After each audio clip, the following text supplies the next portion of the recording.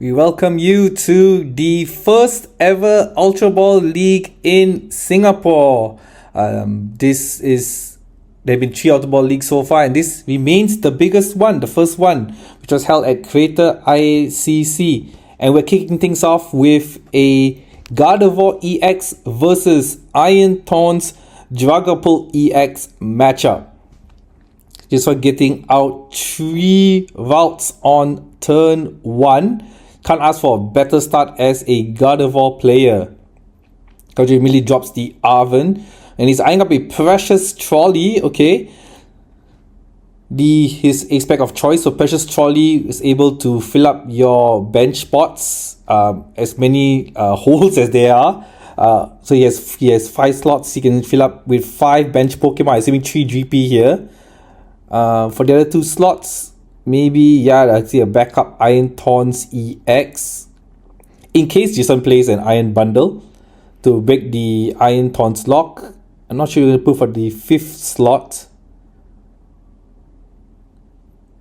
So let's just explain the Iron Thorns EX. As long as it's in the active spot, Radiant Alakazam. So as long as Iron Thorns EX is in the active spot, rule box abilities cannot be used. So for Jinswan, that would be his main draw. One of his main draw is Radiant Greninja, which can get energy into discard pile, and the Gardevoir EX, the key card of the deck. So Gardevoir EX ability is to take energy card from the discard pile, Psychic Energy, touch upon your Psychic Pokemon, and then that Pokemon takes 2 damage counter. So that ability is negated if Iron Thorns is in the active spot. So it needs to get that out of the way. Stop playing as one of the attackers. So that's the Screamtail, one of the Gardevoir's main attackers. This one does 20 damage for every damage counter on Screamtail. So you can see it works how the combo works with Gardevoir EX. And the thing with Screamtail is that damage he can target anywhere, so he can even shoot the bench. So Jinswan ends with 1 Kylia, no TM evolution, while Kaujun gets his Dracloak out. So Dracloak using his ability, see 2 cards, take 1 point of the deck, and now he's playing Pokegear immediately, but I don't think he found a supporter with that item card. Pokegear see the top 7 cards to take 1 supporter card at the hand. I do see a TM evolution in Kaujun's hand, but he doesn't have any energy. But okay, that he might be taking things slow, but it's fine as long as Iron Thorns is in the front. Jinson doesn't really have an attacker. He's got to manually attach energy cards one by one. Jinson plays an Arven, grabbing a Earthen Vessel. Earthen Vessel can discard 1 card to get 2 energy cards from his deck. Monkey Dory is still in front. Monkey Dory is a key support for Gardevoir decks nowadays. If it has a Darkness Energy attached, you can move 3 damage counters from one of your Pokemon and transfer it to one of your opponent's Pokemon. Oh, he's attaching it to the one of Psychic Energies to the front Monkey Dory. Kaiju immediately draws an energy card. He's just immediately playing the TM evolution. I assume by every turn he's going to evolve those 2 remaining GPs into Draclocks, getting ready to start attacking soon. So he's choosing between another energy and a Iono. He's probably going to need a Crispin next turn if you're going to power up his Dragapult, but if I was Kaiju, I would just leave this Iron Thorns in the front. It's severely disrupting Jinswan, and the Iron Thorns can attack as well. If under 40 damage can, but you must move one of the energy attached to Iron Thorns to the bench. Okay, because she's immediately evolving as I using the TM evolution. Now it's Kaujun's turn here. 2 Kylias already. So each Kylia discards 1 card, draw 2 cards. That's his ability. He's use that. Now he's playing an Arven.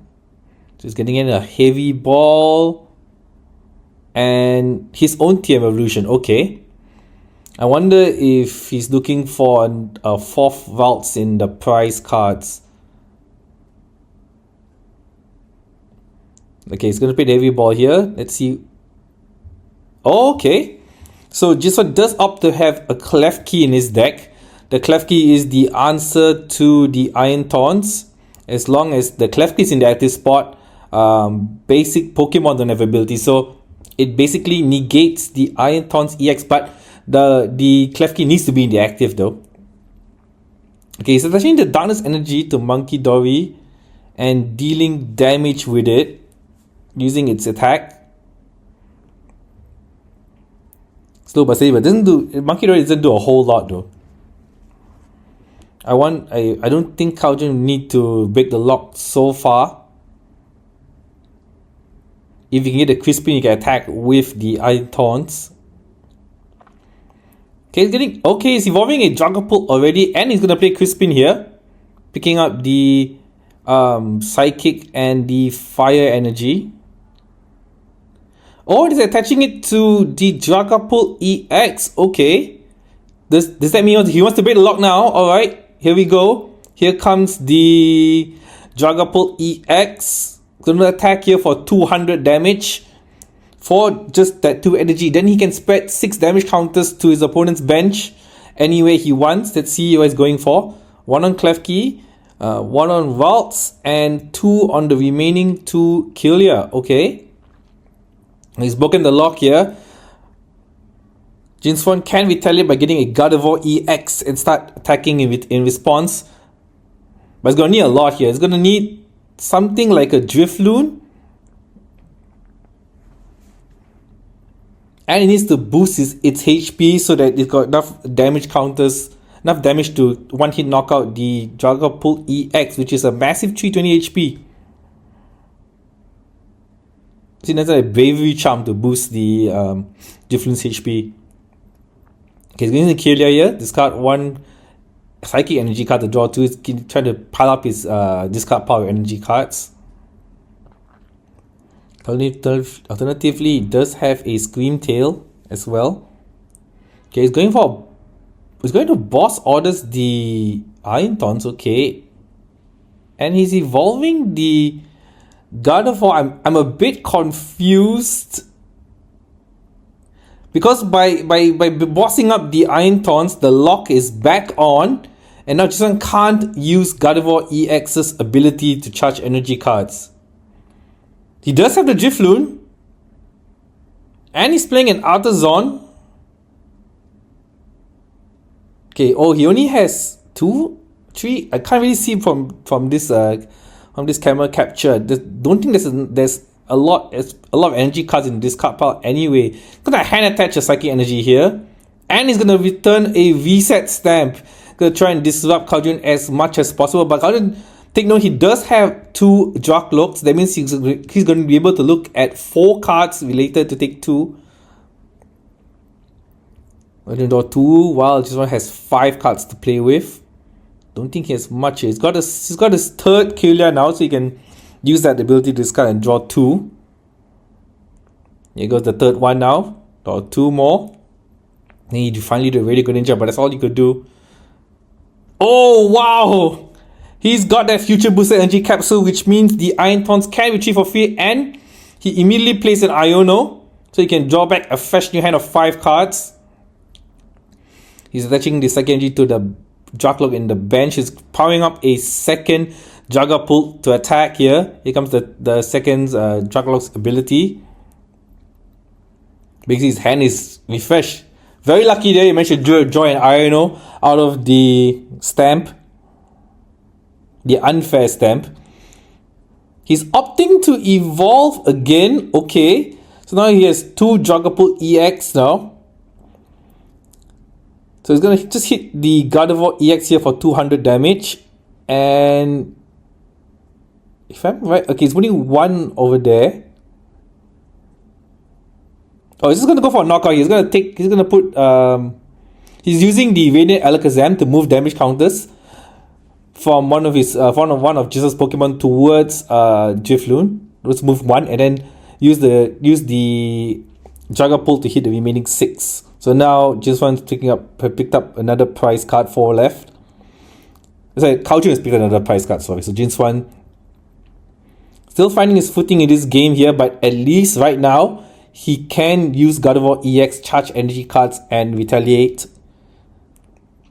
No one-hit knockout attackers though, so that's going to be tough for him. So Super Rod here, he can take back the Drifloon that he needs.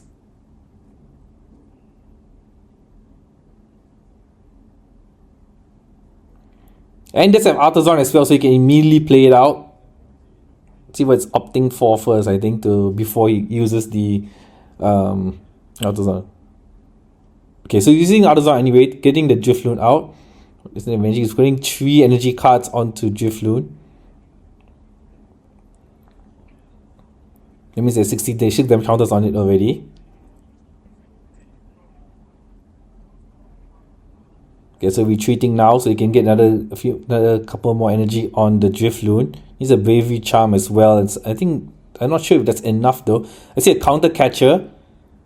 Not sure why he's gonna just aim for he just have enough energy and damage counter to take off the Iron Thorn, so he's catching up to Kaujin here, taking 2 prize cards. So back for both players at 4 prizes now.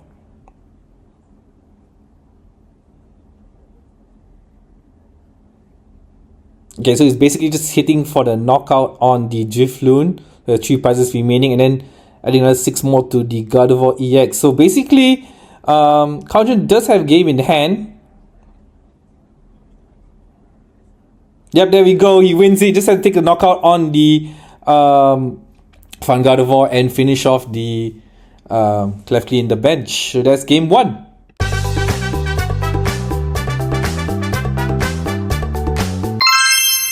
Let's go straight into game 2 of the first Ultra Ball League held at Kreta Ayer CC. Keith Ting playing Regidrago V-Star going up against Walter playing Raging Bolt EX. Both players are playing 2 prize Pokemon here as their main attackers, so I expect a quick and fast game if both players are able to set up their decks properly.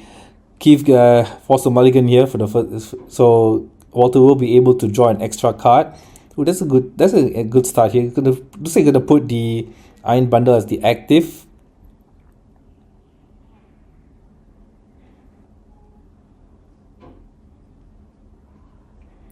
The Regidrago that Keith is playing uses many different Dragon type Pokemon in the discard pile for its attack. Chiefly the Dragapult EX that we just saw in round 1. While Walter's Raging Bolt discards energy from any of his Pokemon to do 70 damage. But it's usually powered with Teal Mask EX, which can cheat energy on the board with the ability to attach 1 energy from his hand to it, and he can draw 1 and use that as the ammo to power Raging Bolt's attack. So Keith with an excellent start here, getting the Jamming Tower out turn 1, using the Squawkabilly. So Squawkabilly can only use on turn 1 discard his entire hand to draw 6 new cards. There we go. What he needs is a Regidrago on turn 1, a Regidrago V, so he can start attacking on turn 2 if possible. Both decks are similar in that Regidrago also uses Teal Mask Ogerpon EX to charge energy and get and cheat energy out, so that then uses energy switch to move the energy to Regidrago V-Star. Walter unfortunately had to discard the Fizandipity after using the Pokestop. Here comes the catcher. Looks like he rolled tails there, or is it? Okay, we will again got hits. So he's going to choose here. He's going to go for the Iron Bundle. That's the Bravery Charm to boost up the Raging Bolt HP. The second Raging Bolt in the backup here is going to try and get a supporter card. Professor Sala's Vitality is the key card for Walter. Can attach 2 basic energy from the discard pile to 1 each Raging Bolt, and then draw 3 cards. The Raging Bolt here should be able to take a knockout next turn. He's just going to leave this Iron Bundle. Okay, here comes immediately. I wasn't even like looking at it properly. Then the key manages energy switch and charges a fire energy from his hand. So Regidrago V-Star is ready to attack anytime. He just needs a switch to get the Iron Bundle out of the active spot here. So here comes the Nest Ball. Considering. Yep, he goes for a backup Regidrago V. Not sure what attacker he has in the discard pile. He's going for the Prime Catcher, so he managed to get the Iron Butter out of the way. Vegetago can attack this turn. Oh, he's using the Alolan Executor EX and rolls Tails, which means he can knock out an opponent's basic Pokemon on the bench. Just a quick and easy auto knockout. And Keith has control of this game here. Walter needs to quickly set up some support Pokemon and counter attack while trying to disrupt Keith where possible. Because the Pokestop, wow, that's a tough Pokestop. No cards. Teomas, we mentioned another Teomas, so that's 2 abilities now. 2 Grass Energy on the bench, but that Raging Bolt has no energy. Here comes the backup Raging Bolt. I think he's going to check how many energy cards he has. If we can use Sada here. Does he have Sada even? He has another Raging Bolt, fighting energy. Oh, he's just going to use the Raging Bolt's attack, which is discard its whole hand and draw 6 cards. Yikes. That means Keith can take complete control of the match and pick up another 2 prize cards. He got a Mew down as well. And the Radiant Charizard to skew the price trade later.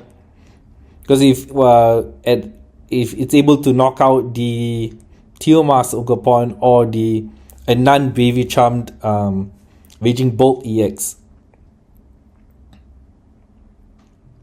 He's considering to use the Iron Bundle here, which would force Walter to retreat the Raging Bolt in the active. Okay, he's using the Vegetago V-Star's ability. Great ability, in fact. Discard the top 7 cards of your deck. Then you can take any 2 cards from this card pile and add it to your hand. So it's one way that Raging Bolt can find attackers to add to the discard pile. Getting the Ultra Ball. And the Professor's Research, okay. So that will work together very well here. Just have the Ultra Ball. Discard 2 cards, find the attacker he wants, and then uses Research to throw into discard pile so that Vegetago V-Star can use its attack. So far, we've only seen Alolan Executor EX. He's going for it again, and that's another tail, so another knockout on the support Pokemon that Walter has, the Ogerpon EX. So yeah, just a quick tip: if you're fighting against Raging Bolt EX, that's what you want to target. The ammo, the bullets, the Teomas Ogerpons. So right now, Keith is taking a 4 prize lead here. He just needs to attack another time to win. But Walter can take a 1-hit knockout on this Vegetago V-Star. If he's able to somehow disrupt... Oh, he got a Prime Catcher from that Pokestop. Finally, I think his luck may be able to turn here if we can find some way to disrupt Keith's hand while taking a knockout on this Vegetago V-Star. We're using Earthen Vessel to get 2 energy cards from his deck.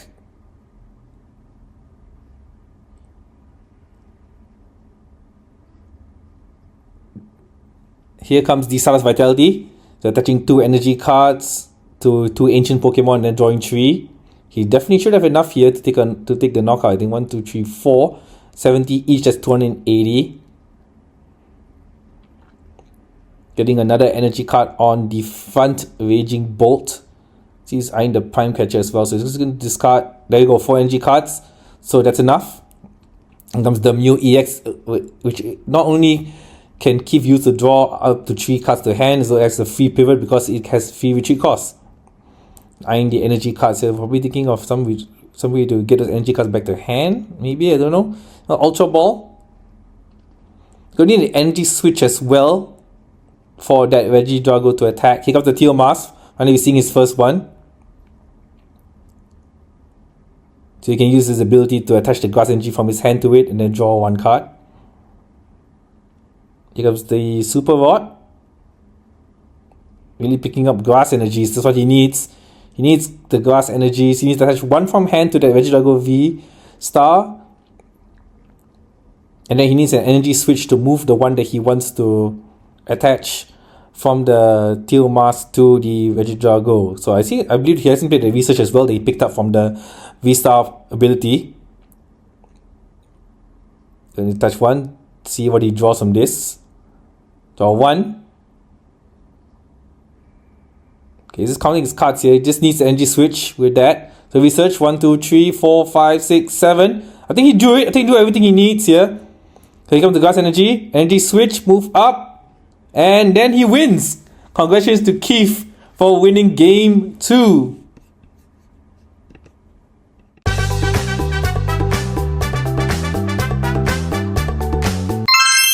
Let's go into game 3 of the Ultra Ball League. The first one that happened at Kreta Ayer CC.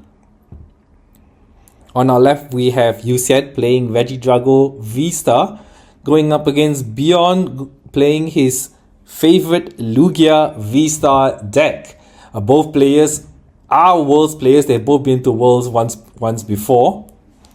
So I'm hoping to see an exciting match. We've already seen Vegidrago V-Star in the previous round. So as I mentioned earlier, Vegidrago V-Star able to use the attacks of any Dragon-type Pokemon in the discard pile. And if you're playing against Beyond, you're definitely going to know the power of Lugia V-Star. Lugia V-Star ability allows it to take 2 colorless Pokemon from discard pile and just put it into your bench. So the preferred card is Archeops. Archeops can search for two special energy cards from your deck and attach them to a Pokemon. And we've seen Lugia V-Star, forgive the pun, evolve through the years with many different kinds of attackers.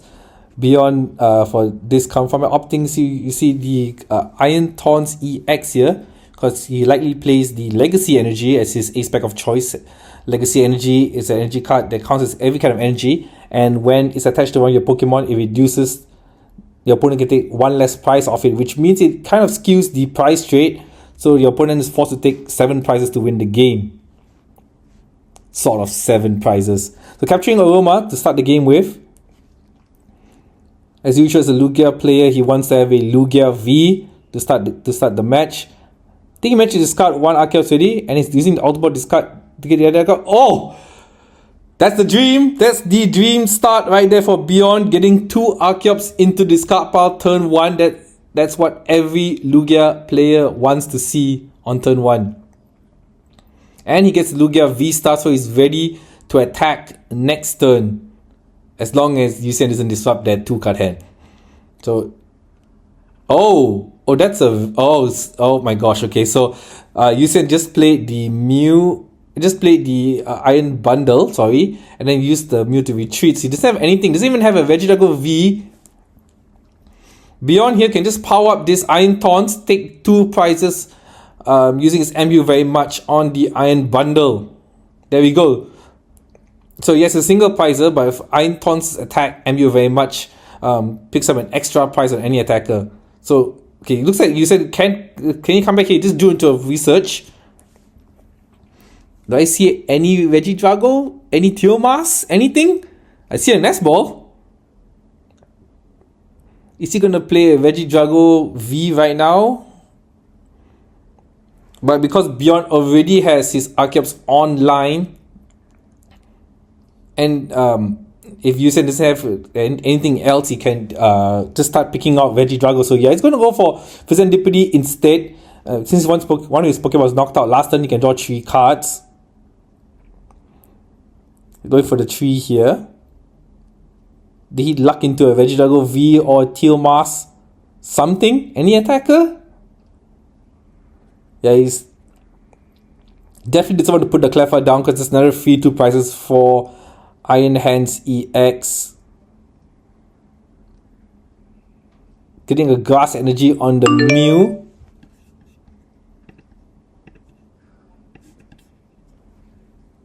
And the Cleffa is going down anyway.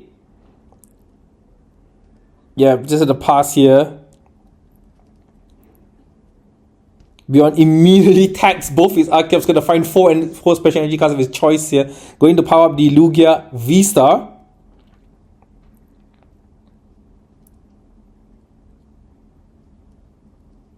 This is using 1 first. 1 Archeops first.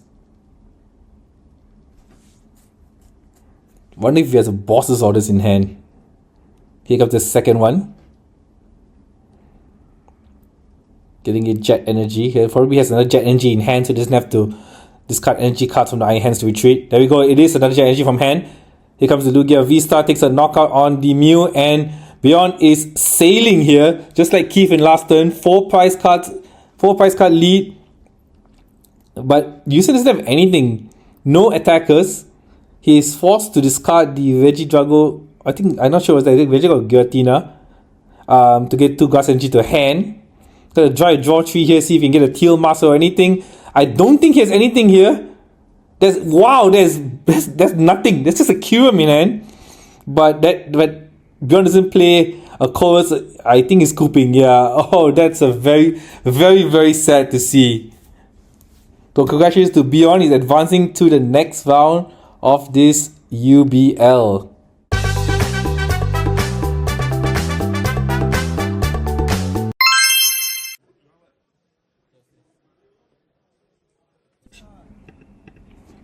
We are finally getting to the nitty-gritty of the Ultra Ball League. So we enter into round 4.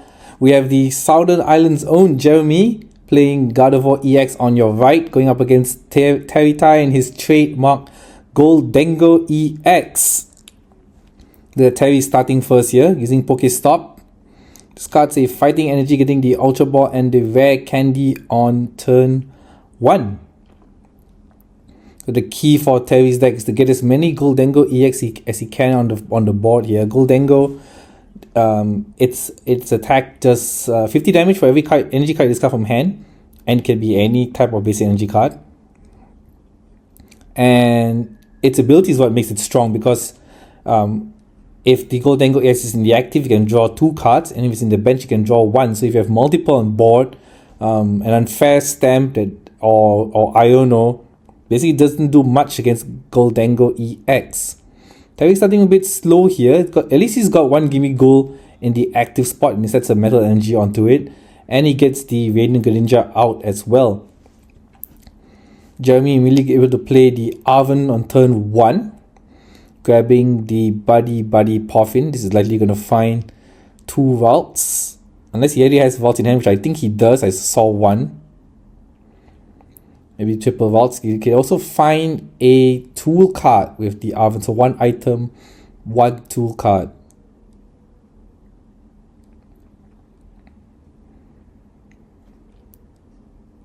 Just considering his options here, is picking up the TM Devolution. Okay, for a single energy card, you can devolve all of Terry's Pokemon down by 1 stage. So there is a play in which Jeremy could get damage counters on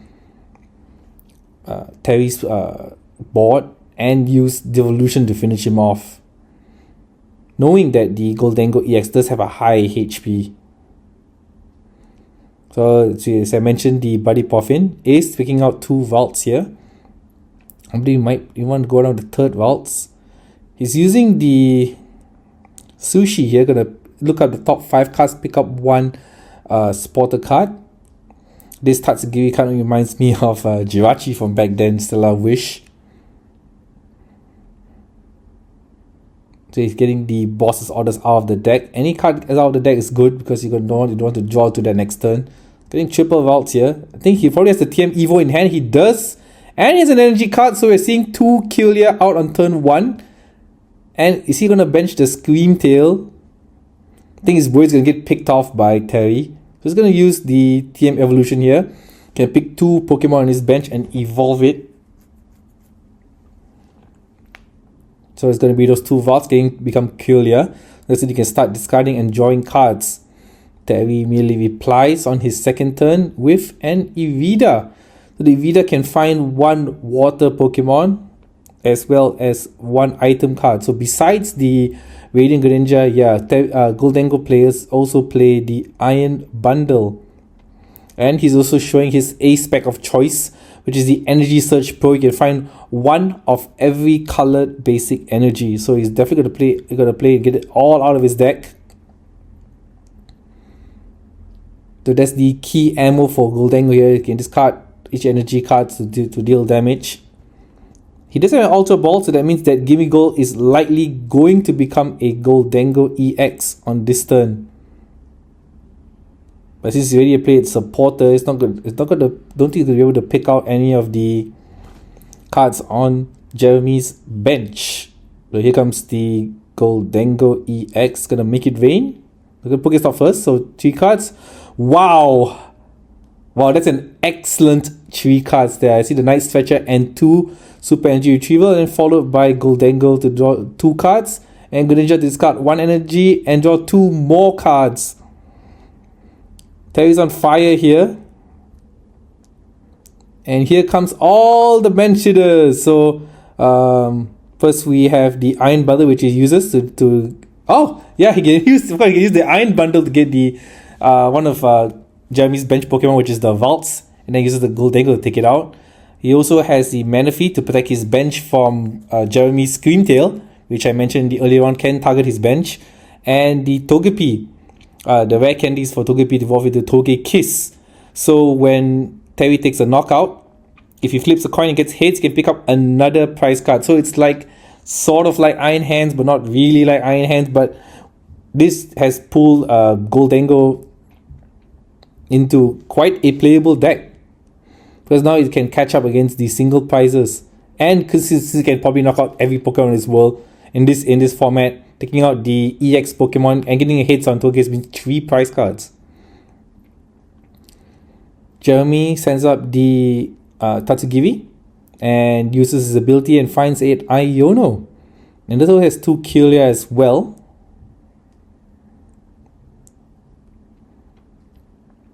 See whether he's gonna play the Iono here. Going for the Screamtail. Take note that that Terry does have the Manaphy on the bench. He comes the Iono play. Don't think there is not many cards in his not many usable cards here, but it will disrupt Terry's super energy retrieval hand. There's so many super energy retrievals there. Now it's all going under the deck. We'll play shuffle the hand, put it under the deck, and draw cards based on the number of prize cards remaining. First killer going on. Discard 1. I think he's going to pretty much discard the Psychic Energy here. Yep, he's going for it. Draw 2 cards. So there's another killer. Not sure if he wants to opt for Gardevoir this turn or wait it out. He still only has single prizes. Here comes the second killer, discarding the Manaphy, because I don't think Terry has any way to target the Jeremy's bench anyway. Artazon to replace the Pokestop. Can use the Artazon. Not sure you're going to find a second Valtz, Monkey Dory, or even maybe the Drifloon. I mean the third Valtz, sorry. Let's see. He's going for the third copy of Valtz.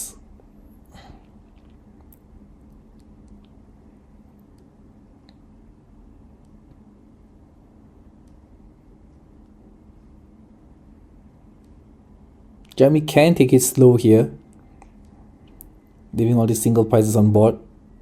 See the Psychic Energy in hand. Here comes the Monkey Dory. First of 2, maybe 3, who knows. Screamtail coming out.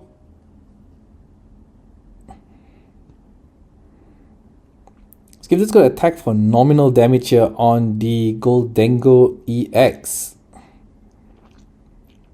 Terry plays out the Buddy Puffy so he can finally get some more Gimme Golds out to the bench.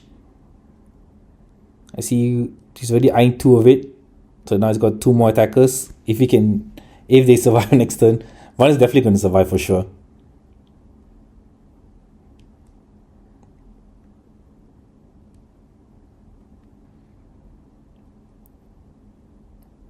I think he want to draw 2 first, or play in his hand card first. Options galore. Here's Irida here. Getting the Earthen Vessel from the deck. No more water Pokemon. Then using the Earthen Vessel, discarding the Buddy Puffin. Taking Metal Energy from his deck. See a Metal and a Darkness Energy. I think that's the other one. Which is enough to knock out the Screamtail. But I think he would rather just attack the Killia if that's possible. He's already played the Evida though. So using the Goldango, draw 2 cards, top of the deck. With the energy, he can also discard it if he wants to use Greninja to draw 2 more cards. Just what I was saying earlier, it'd be very hard to disrupt Goldango with so many draw options. He returns the Pokestop. It's the exact 3 cards. Terry, are you stacking? Bro, what the? It's the exact 2 Super Energy Retrievals and 1 Night Stretcher. Because jokes, I'm definitely just joking here. Very, very lucky for Terry to get back his Super Energy Retrievals. Which means he can just discard the energy card to draw 2 cards using Radiant Greninja. And he draws his 3rd Super Energy Retrieval goes back to hand. Now all he wants is more Goldengos on the bench. Yep, just going to take a knockout here on the Screamtail. Picking up his second prize. So Jeremy, 2 prizes behind, but this is where he likes it the most. Playing from behind. Sends up the Valtz. Replaces the Pokestop melee with his Artazon. I'm going to use it now. Not sure if we're going to use it to find Drifloon here. Yep, he's already eyeing out the Drifloon.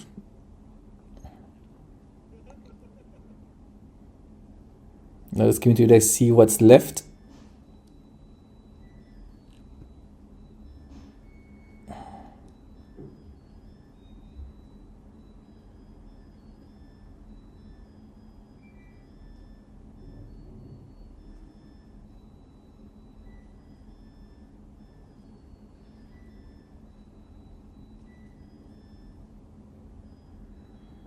Using Killia now. Discard 1, draw 2 cards.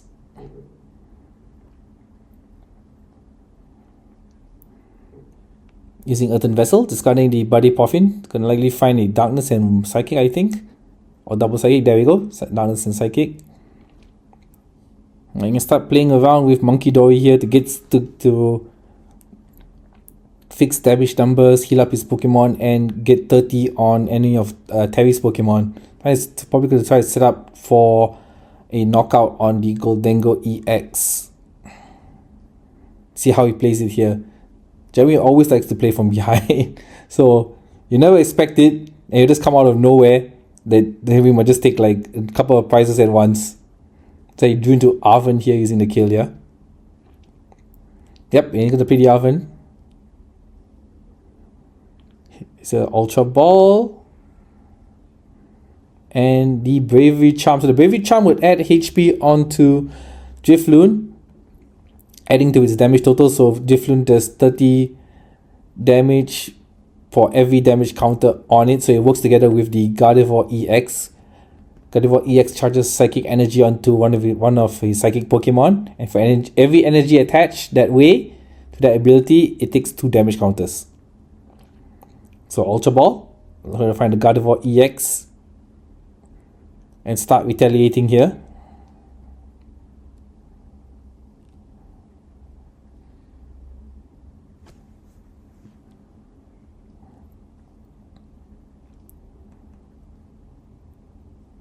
Let's see how many energy in this card pile there. That should be enough to take out the Goldango.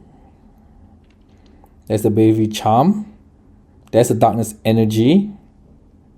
And here comes the Reset Stamp. Yes, it's going to play the Reset Stamp, alright. So it's a good, I think it's a great timing to play Reset Stamp on this turn. Because Terry doesn't have backup Goldengos on the bench. He only has that Radiant Greninja as well. And once again, all that Super Energy Retrieval cards going back into the deck. And Terry will only be able to draw 2 cards. I think he hoping here to get a Goldango from those 2 cards. Let's see. 1, 2. While Jamie able to draw 5 new cards. Here comes the first Psychic Energy. That's 2 damage counters. Using Gardevoir's ability. Using that to retreat the Valtz. Sending up the Drifloon. Time to pile up damage. So using this is the combo here. So using Monkey Dory to remove the damage, to move the damage of the Valtz onto Terry's Kimiko setting up damage for possible, like if it evolves into Goldengo EX. It also open to like double Monkey Dory play, can get knocked out through that as well. There's a lot of options now with Gardevoir EX. And these are the intricate plays that will make the difference between a novice Gardevoir player and a top Gardevoir player in Jeremy, a multiple worlds player. Ooh, Terry Judy, Roxanne. Oh, he does get the super energy retrieval. It loves Terry so much, it keeps coming back to his hand. Here comes the energy he needs. He can use that to try and draw 2 cards with Greninja and see if there's an opening for him to come back here, because he doesn't have any Goldengo EX to attack, to retaliate with. So he's going to use it now. Draw 2 cards. Let's see what he gets. Does he get the Goldengo? I saw Lost Vacuum. I don't know what's the other card, but it's not an attacker, so because he's not putting it down right away. I think he might be forced to pass here. He has the Vacuum. Okay, that will take a knockout on the Drifloon, because that will remove the Bravery Charm, and there's too many damage counters on the Drifloon, so it picks up a prize card from this. Let's see what he gets. Is it a Goldengo? A Goldengo would be great. 2, 3. It's the next ball that will find a Fazandipity if he does play one. Let's see. There we go. He can draw 3 more cards. He can find a way to come back from this unfair stamp. Let's go. Can he turn the tables on this match? Draw 3 cards. 1, 2, 3. He already has energy in hand. Did he draw into something? Oh, he did draw into something. A Night Stretcher that would find the Goldengo. The Goldengo would evolve, and he can take a knockout on this Valtz and go back to a 2-price lead here. Goldengo draw 2 more cards. Get another Goldengo. He can draw 1 more card. The comeback is beginning for Terry. Ooh, boss's orders. Yeah, just that white energy there. But I don't think he has enough to take out the Gardevoir EX.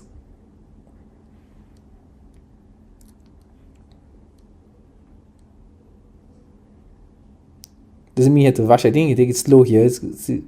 I see 2 energy cards. I'm not sure that's super energy retrieval or not. Yep, it's going to take a knockout here on this Valtz. No rush. He's got his board set up too. So if Jeremy does play an Iono, he has the Greninja, he has the Fazandipity, he has another... that Goldengo, yeah. So enough to try to claw back his way to a win. But never say never for Gardevoir EX. Gardevoir EX can take the win out of nowhere.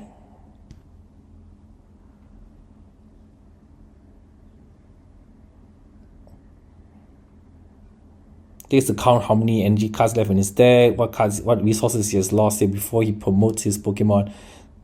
So he's going to send out the Monkey Dory. Let's see what he goes for to attack with next. He drew it to an Earthen Vessel that can get some energy card out of his deck. I'm not sure if there's any left. So he did a lot in the discard pile. Artisan here, can switch to his deck for free.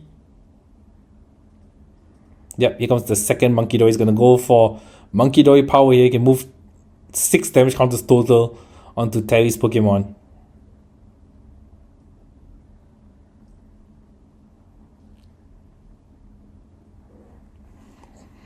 And with the Earthen Vessel in hand, he can get another Darkness Energy out for the Monkey Dory, unless he already has one in hand. See a Buddy Poffin as well. He's using the Earthen Vessel here. We can get the Darkness Energy out. Yep, there we go. And the second energy, okay. Not sure if there's any left from that.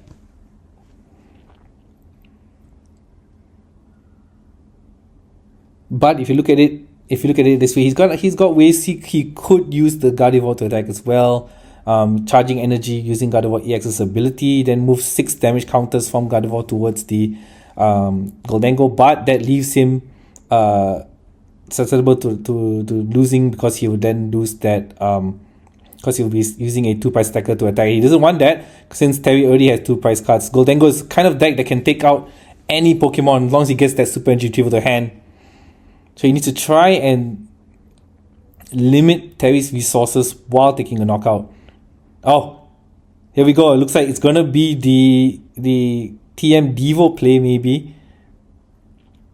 Setting up the damage earlier using the first Monkey Dory on the Gimme Ghoul. Now you're seeing the kind of plays from top Gardevoir players. Like, you never expect it, and then it's just gonna come out of nowhere, and your ball's gonna get wiped.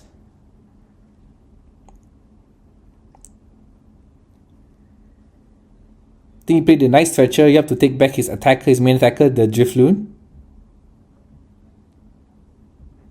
So Dance Energy on Monkey Dory. Let's see how he's gonna move damage counters here. His favorite card from playing from behind, the counter catcher, picking the Fazendipity that would stop Terry from drawing 3 cards. Now it's gonna get energy onto Monkey Dory. That's 2 more. They're retreating possibly for the Drifloon. Yep. Then he's gonna move. He can probably move that 2 damage counters onto one of the Goldengo. There's the energy he needs. So that's gonna be 6 damage counters on the Drifloon, which only has 70 HP.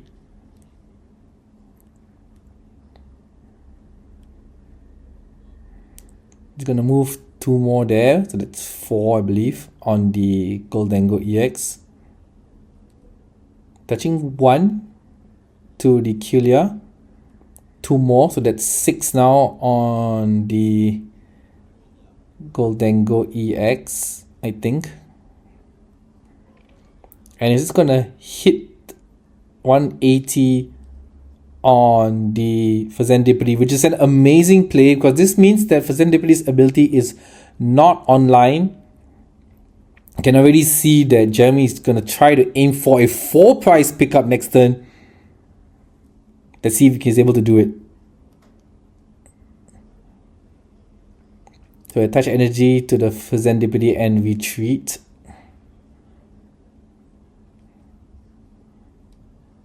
He's got a boss here. He can use the boss and try to take out the Gardevoir EX slightly. This needs more energy cards. So using Goldengo to draw 2 cards. Yeah, I just need to make sure that he has 180 damage on that. Count how many energy cards he has. I think he might have drawn the Super Energy Retrieval here.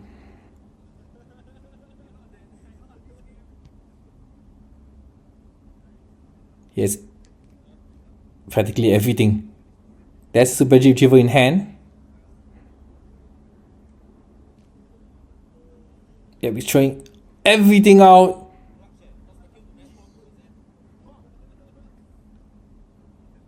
To take out the Gardevoir EX with the boss's orders, and he wins the match. Jeremy just needed 1 more turn to win the game, but unfortunately, because he has 2 Super Energy Retrievals, that's more than enough to take out the Gardevoir EX. Congratulations to Terry.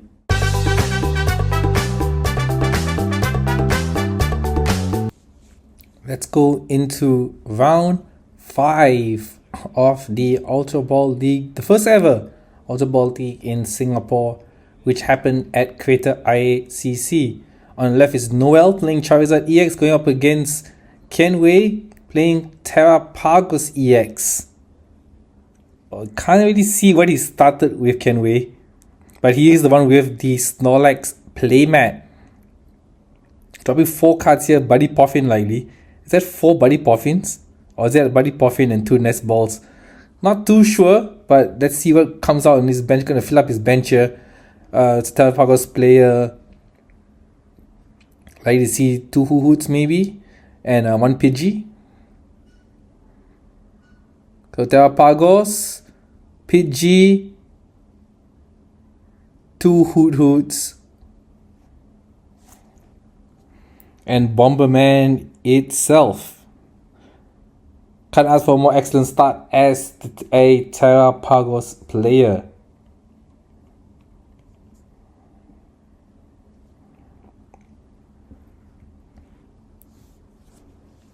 So probably I think he had 2 Buddy Poffins and 1 Nest Ball there, and just burnt out the rest of his hand. Passes his turn. Noel starting with the Charmander, using Ultra Ball on turn 1, discarding a Fire Energy and the Night Stretcher. So Kenway definitely will want to start first since the Terra Poggers cannot attack on his first turn going second. Noel using his first Ultra Ball to take his time, look through his deck, see what's missing, what has gotten into the prize, and what he can play with. I think it's best course to try and get, as a Charizard player, you want to get a PG out on turn 1, and maybe a Rotom as well to draw 3 cards to end the turn with. Possibly a backup Charmander as well. Yeah, just eventually you can see through all his Pokemon here what he will need to play to win the game. Could get one Duskull as well. So the Ultra Ball will get the Luminion V on turn 1. Probably find Arven here with this one. There we go, so it's Arven. Arven will probably find the Buddy Poffin and a Forest Seal Stone.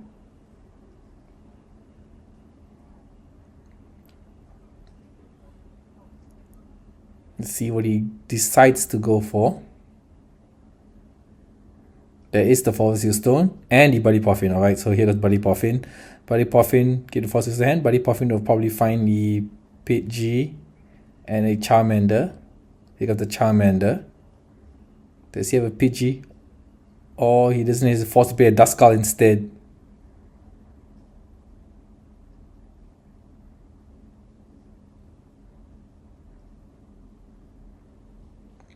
Yeah, so going for a second Charmander. So I'm not sure if he even plays a Duskull. So triple Charmander here. So he's definitely going to get, hopefully try to get a Charizard next turn. He does have the Forest Seal Stone in hand. Attach it now. Most the Terra Poggers players don't really play a Lost Vacuum, so it should be fine. See, he has a Pidgeot in hand. So he's going to use the Forest Seal Stone now, using the V-Star ability. I wonder if he's going to try to get the Pidgey from the prize with a heavy ball. Or play another Buddy Poffin, get more Pokemon, more basic Pokemon to his bench. Let's see what he decides to go for. He's going for Nest Ball. Let's find the Rotom likely. Rotom V. There we go. And the Rotom V will draw 3 cards and end his turn. I mean, the better start for Duel to be to probably get a PG. But beggars can't be choosers, so it's just trying to pad up his board here. I won't be surprised if Kenway will be able to attack next turn.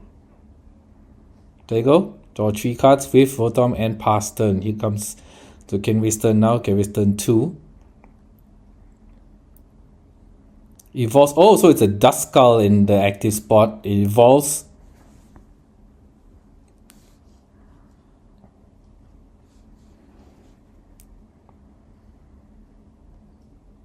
So as Dusclops, it can knock out itself. Noah can take 1 prize, and then you just put 5 damage counters on one of Noah's Pokemon. So that's all that Kenway can do, unfortunately. Doesn't have anything else in hand. Noah immediately evolves the active Charmander into Charizard EX. 2 energy to the front Charizard and 1 to the bench Charmander.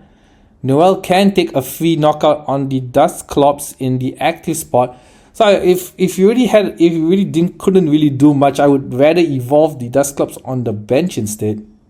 Evolve the Duskull on the bench Dusclops instead of using the one on the active. The Ultra Ball. Yep, getting the Charmeleon out, so that means it wouldn't be difficult for Noel to evolve the third Charizard. The second Charizard, I meant.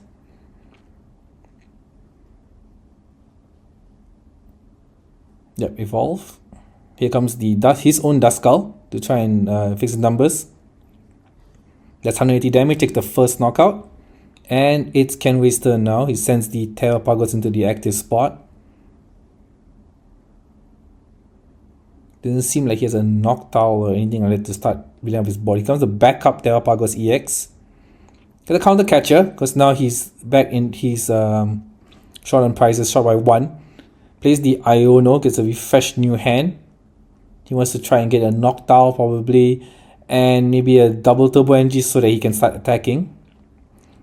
There is the Area 0 Under Depths, which means Kenway, and actually Noel as well, has a 8 bench Pokemon because Noel does have a Terra Pokemon in Charizard EX. Kenway does get a double turbo, I believe, and he can evolve to 1 Noctowl on the bench. So that means as long as you have a Terra Pokemon, Noctowl can fetch you 2 trainer cards. Can be items, can be tools, can be stadiums, can be supporter cards. Any 2 he wants, but only when you evolve. It's not like a every turn kind of thing. They're going for a Nest Ball to pad up his bench, try to get 8. Then he can knock out this Rotom V and take the prize lead. Not sure what to find with the other one. So Nest Ball and Night Stretcher, okay. Nest Ball, you can probably find Serendipity to draw 3 cards. There we go. He'll probably draw first to see what he gets before he proceeds his turn further.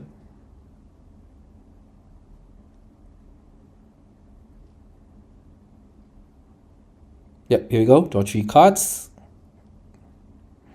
Now we have 6 bench Pokemon, 2 more slots. And the rare candy. So here we go. He does have a Dusknoir in play now. That's a nice stretcher. Okay, back another Duskull. So that's 8 benched Pokemon. The Terrapagos is hitting for max damage here, knocking out the Rotom V and taking a prize lead.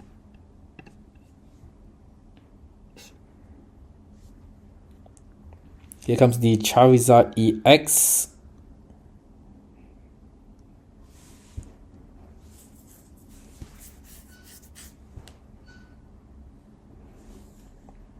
Now he has a lot of bench Pokemon. He is getting out the Manaphy as well. Nest Ball.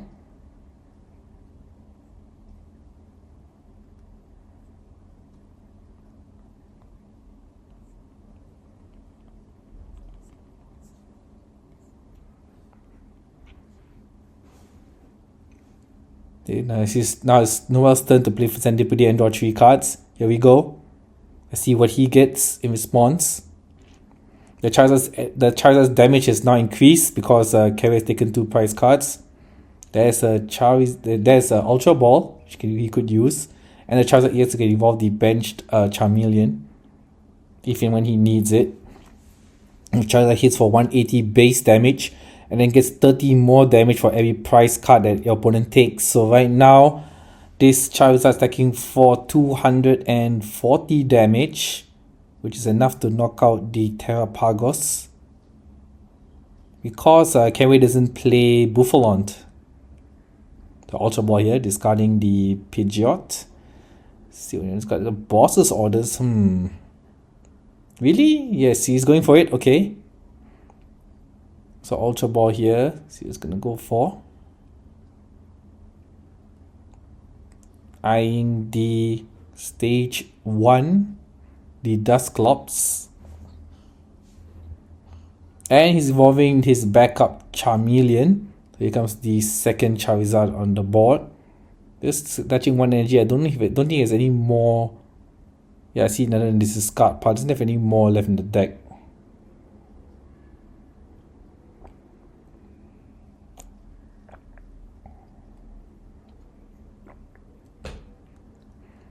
Here's the Iono in response to try and disrupt Kenway's hand while taking a knockout on his Terrapagos.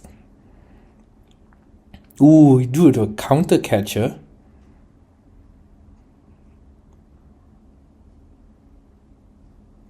He could use it this turn.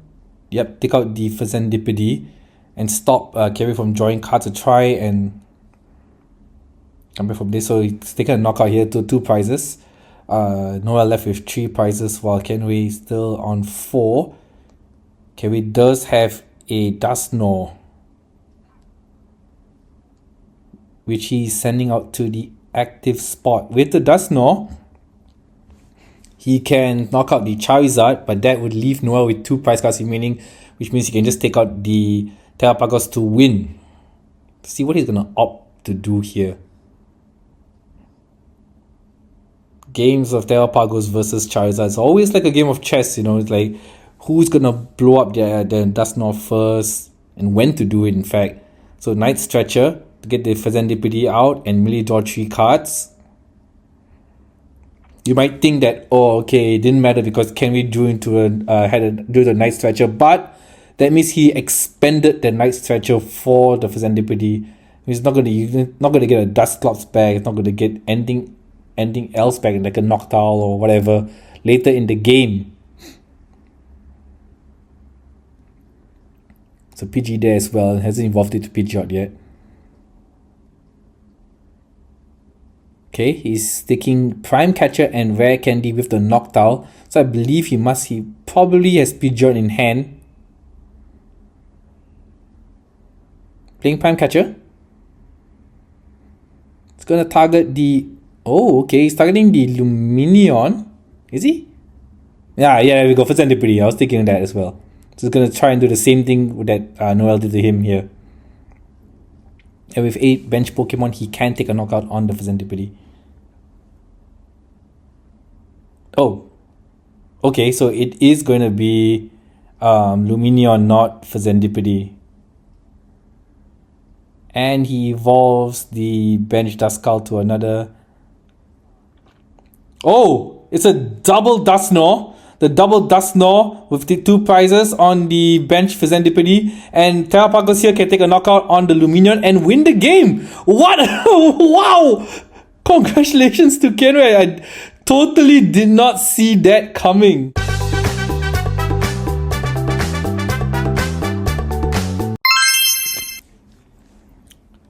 Cypress in. We're going to play round 6 of the Ultra Ball League, the first one in Kreta Ayer CC. Southern Island's own Ruben Fong on the left against Wee Xiang. It's a Charizard EX mirror match. Wee Xiang starting first here. Plays out the Buddy Poffin. Does have played out the Charmander from hand. Duskull starting out. Buddy Poffin probably going to find a second Charmander and Pidgey, I think. Yeah, he's really eyeing out the Pidgey there. Oh, he's getting a Duskull and a Pidgey out. Oh, okay, because he does have another Buddy Poffin. So this will be a Charmander. I'm not sure if he's going to put down the Rotom V in the 5th spot. Or leave it at the... So I know a Cleffa. Okay. I wonder if it's a way to retreat. So congrats again to Ruben for getting 5 wins, getting to round 6 without any losses. Catch his vlog of this Ultra Ball League tournament. He walks us through his preparation and to the tournament day itself and how it went along. Recommend just click after you're done with this video, click on the videos tab on top or click on the Southern Islands channel and search for the Ultra Ball vlog if you haven't watched it already. If you did, thank you so much for supporting our channel. So Wee Xiang opts to get the Cleffa out, so it's full bench, no Rotom. So I think I'm gonna just pass turn here. Don't think has anything else. See Charizard in hand. I think that's Arvin. So he should be set for the second turn. Ruben's turn. Rotom V on the bench. Charmander in the front. And oh gosh, that's it. Oh gosh. Oh Ruben. No backup Charmander for Ruben, which means Wee Xiang can solidify his board state by taking out this Charmander if he has the pieces he needs. But the only way that Ruben will be able to counter attack is just play Thornton. So I don't think so.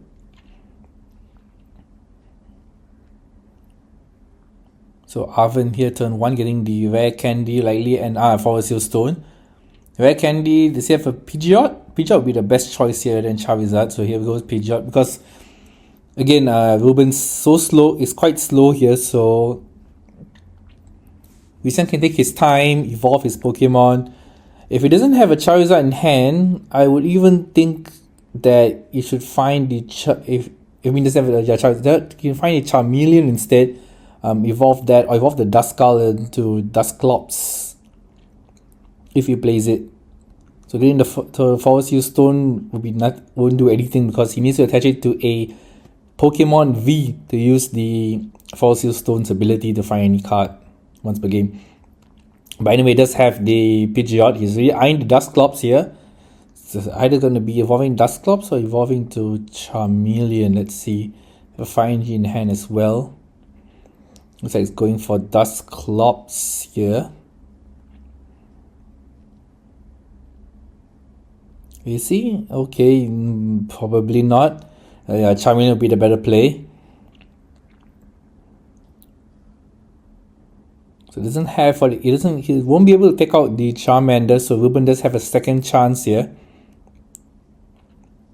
On the Charmeleon. I don't think there's anything else in hand, I don't really see much. I think once the Fire Energy is attaching it, it's going to retreat to the Cleffa. Cleffa going to draw his attack to draw 2 cards, and it's going to be a free retreat pivot for next turn. And we say here comes. So this is what this Ruben draw. We're not to a Night Stretcher, okay.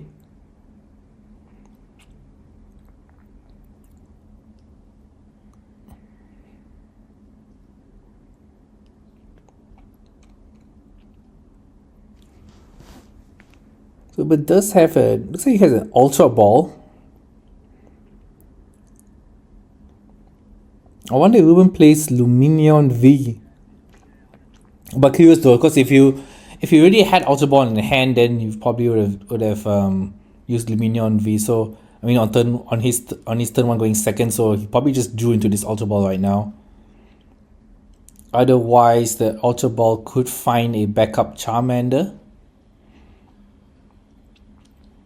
You wouldn't really want to evolve this Charmander into a Charizard, even though you have Force Use Stone, because there's always a chance that Weexiang could use Dusclops to explode the Charizard and then use his own Charizard, take that with a knockout. So okay, so there is a Lumineon. Lumineon will find Arven. Arven will probably find his Rare Candy, and I would, if it was me, Buddy Poffin. Buddy Poffin can find Ruben a Charmander and a Pidgey. Try to sub his board further. It'd be better than going all out with Charizard. So that is the Arven. Should be a Buddy Poffin and Force Use Stone here. Unless the Force Use Stone's in the prize. Always a chance. It's only one in the deck anyway. With the Buddy Poffin. As for his second card, let's see. It is Force Use Stone. Keeping that in hand. So we'll play the Buddy Poffin out now. See if it's really going to be Charmander and Pidgey. So it's just one Charmander. And the Pidgey, okay.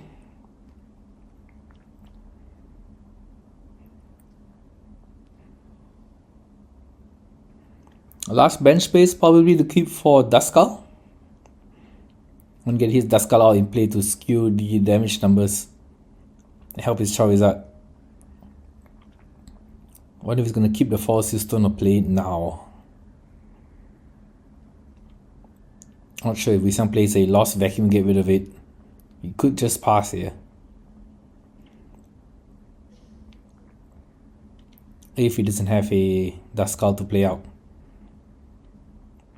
He is slightly slower than Weexiang. Weexiang can get Charizard out and active next turn to take a knockout on Ruben's active Charmander.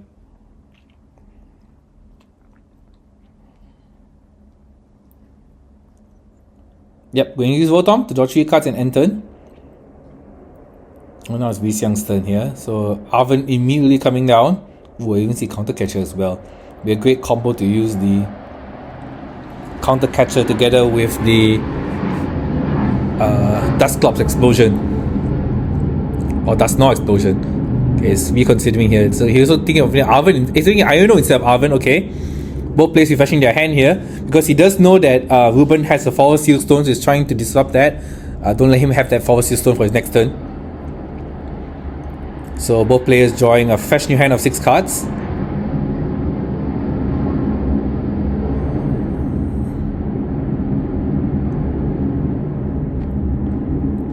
See a rare candy.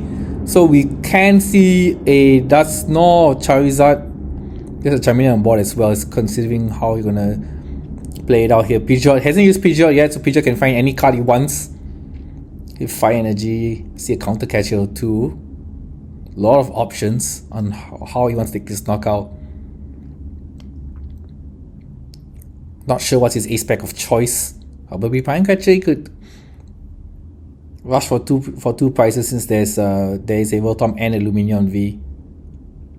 But it's not going to be he won't be able to take both at once. I don't think so. Eyeing the Dusknoir. So there is a pot that, so for Weexiang, he could get the Dusknoir out, evolve it, then just use it to explode the Pidgey. Don't let Ruben have that option for Pidgey on next turn, while cementing his board state.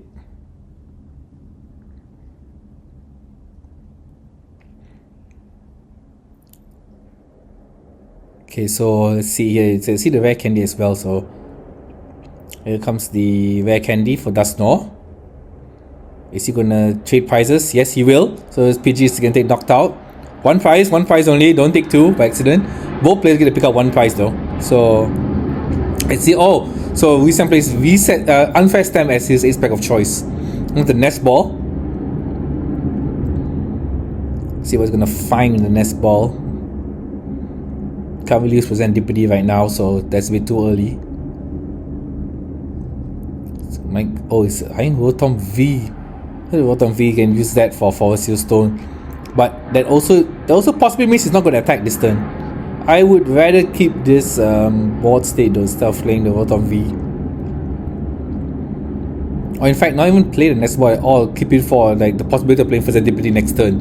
Yeah, he's already like second guessing himself. Like, you know, should I play this down? Because it's an easy target for Ruben.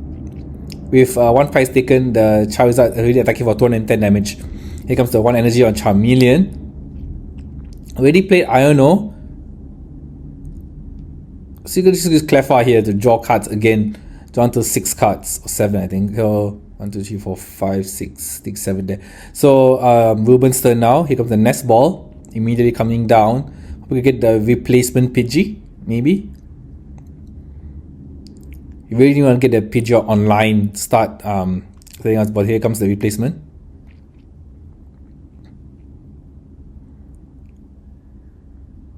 He also has a Dusk card in hand already thanks to the Iono.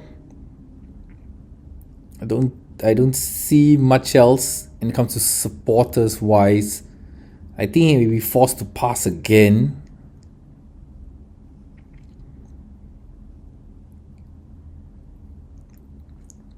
Not sure what card is that he's thinking of playing. Oh, okay, that's an Arven. That's quite good. So he can find a Forest Seal Stone and a rare candy. Get Charizard active and start taking knockouts. There is enough energy in the deck to use the Charizard EX's ability as well to search out 3 Fire Energy and attach him any way he likes. So the Charizard EX will be online. One of the cards from the Arven is definitely going to be a Forest Seal Stone. I think in an ideal board state, you would definitely want to have that Forest Seal Stone so you evolve into the Pidgeot EX that he already has in hand. But since he's lost that option, it's where he wants to take a knockout this turn and get into the price lead. The price lead will, okay, there it is, the rare candy and the Forest Seal Stone. The price lead does open up Weexiang's counter catcher plays. So Ruben has to be careful of that. Let's look into a discard pile here. So he's already clawing back. He was playing from behind, but he is setting up a good foundation. He also plays Unfair Stamp. So it's now a question of whether he wants to use the Forest Seal Stone now or keep it for next turn.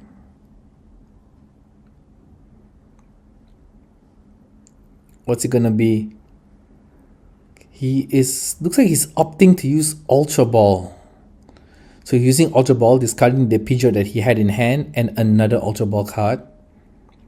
It's going to be a big play. So he doesn't need to use He doesn't need to use the Force Seal Stone now. He can keep it for next turn. So here comes the Charizard. Can use the Rare Candy hand to evolve it right now, and then attach energy cards.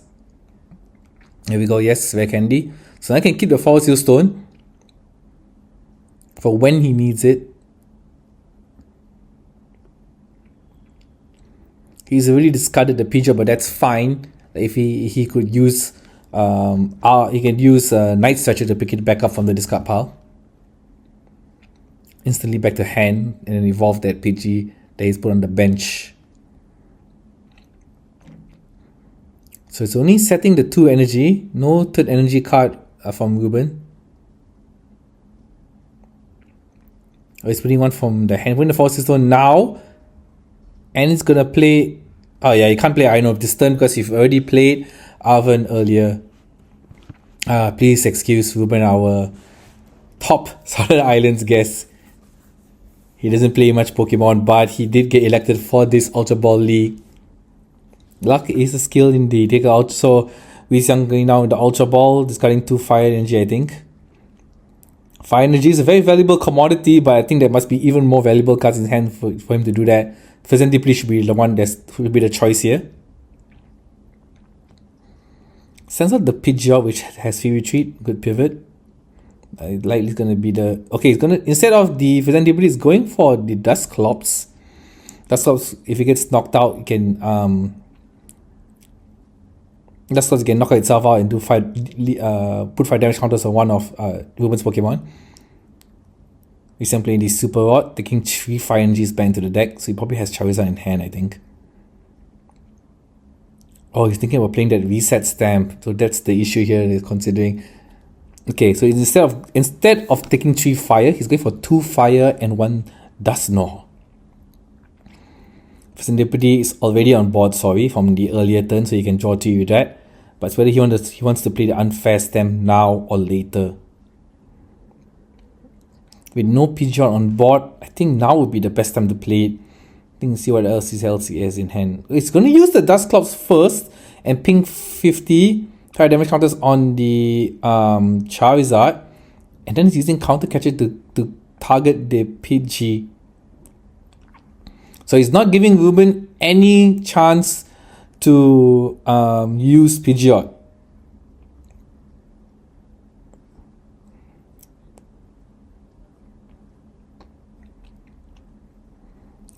Unfair Stamp coming on, so the Unfair Stamp user gets to draw 5 cards. His opponent gets to draw only 2 cards. It's a neat shuffle there. Let's go 5-2 again. Ooh, doing to a Fire Energy and Dusknoir. Let's get an Ultra Ball as well. I would draw 3 cards here. I think he's worried that he might draw into the energy card that he won't be able to use Charizard to attack.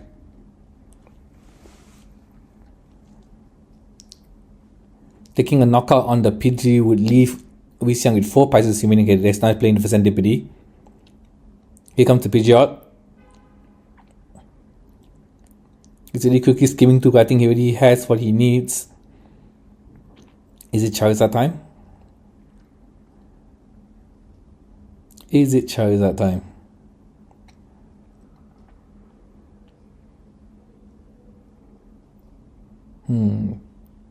Yes, he is eyeing up the Charizard.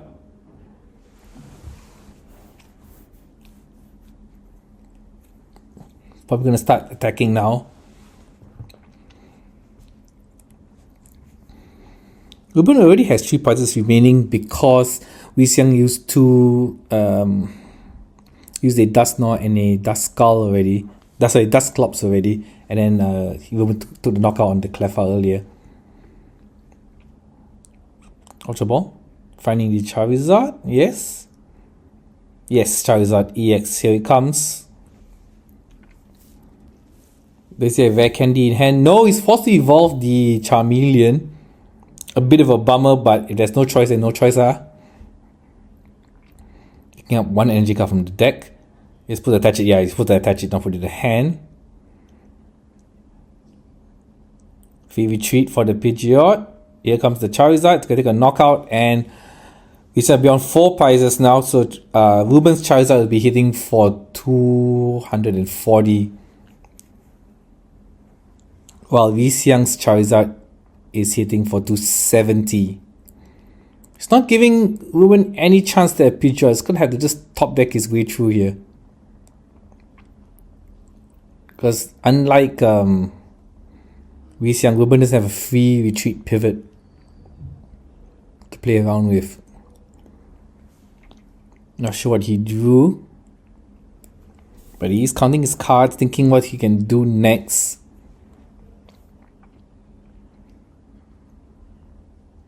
Yeah, the fire energy onto the Charmander on the bench. Ooh, he has an Iono. Okay, that would disrupt Xiang only will draw 4 cards, but he does have Serendipity and Pidgeot online. Ruben can only draw 3 cards. He does draw into a Charmeleon. Not sure what the remaining 2 cards, but he looks like he's in a pinch, because his Charizard won't be able to knock out Xiang's Charizard, but vice versa as well. So unless Xiang is gonna start targeting Ruben's bench instead and pick up the two prizes that way. See a Briar, can't use it yet, and he doesn't have a Dusknoir to drop Ruben on 2 prizes. Here comes so Xiang does play Lost Vacuum, so it was good for Ruben not to play the Fossil Stone down unless he actually needed it.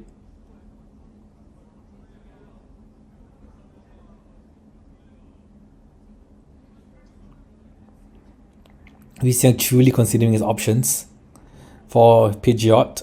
Find any card he wants. Not sure what it's opted for. I think it looks like Jamming Tower, but I can't really tell from here. That's that Briar.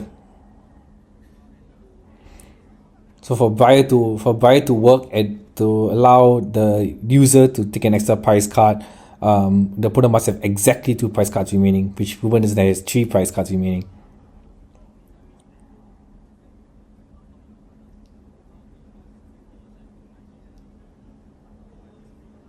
Where is he going to attach this? And what's he going to do here? Try to swing the game back to his favor. Going for the Boss's Orders play. So he is going for the 2-2-2. As I thought. Then here comes the Collapse Stadium. Really helps him here. Because if he plays a Collapse Stadium now, that means Ruben doesn't have a chance to get rid of his own Luminion from the board. But I have to say though, this means that Ruben can retaliate with his Charizard to take a knockout on Xiang's Charizard. And I don't know if Xiang has a backup Charizard EX or Radiant Charizard ready for next turn.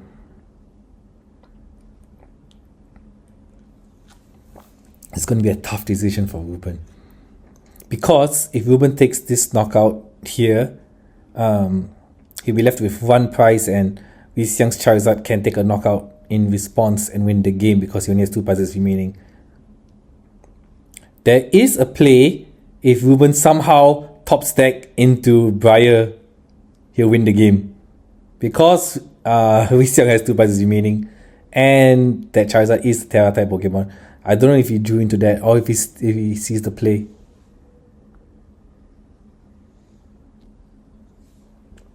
Briar is such an interesting card since it was released. It really makes you think about, managing your prize cards, especially with the addition of Dusknoir in the format. Definitely see play throughout Terra being meta Pokemon. Being 1 prize right, he can use Counter Catcher. Oh, he just play Iono here. So Iono will drop Xiang down to 2 cards. So that means there's no Briar play this turn. He just needs to hope and pray that the Serendipity doesn't draw the 3 cards. He doesn't draw into a Rare Candy or Charizard, because the Pidgeot will be able to find the other piece. An amazing play would be that Ruben could evolve the Dusknoir and explode to take a knockout on the Charizard, on the Charmander in the bench actually. But Drawing only 3 cards with I know that's highly unlikely. Got to be a like next level Luxor skill. Looking through this card because he did draw into a supporter, to a super rod, but he rather play the Ultra Ball instead, which I do agree. This would get him another Charizard or Dusclops.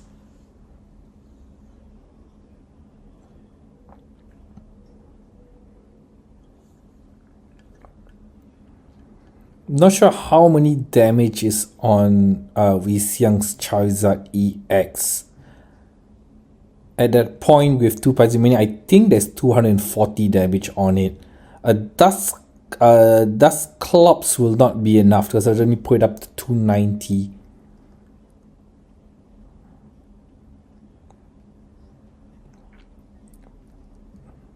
Charizard games, especially the Charizard mirror, is long, so it's really like chess in Pokemon. They just opt for the Duskull.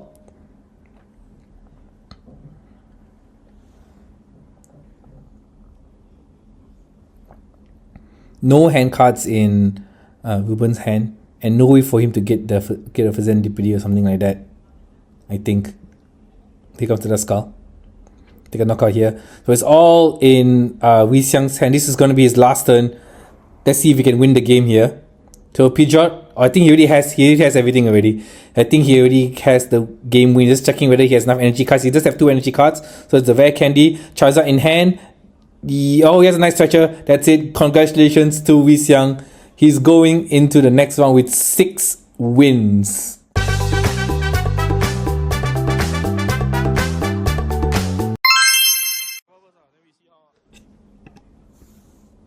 Here we go to round 7 and the final round of the first ever Singapore Ultra Ball League tournament. We have Ayman playing Raging Bolt EX going up against Chris's Charizard EX. This should be the last round of the tournament.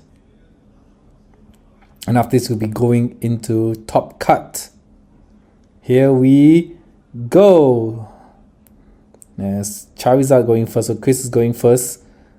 Ideal for Ayman because he wants to try to take a knockout on turn 1, I think.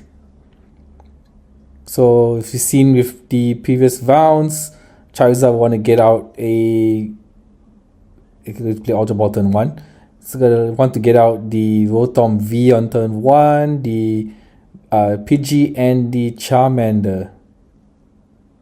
A backup Charmander in case this one gets knocked out, and it's likely going to get knocked out because Ayman's Raging Bolt will be able to attack from turn 1 itself.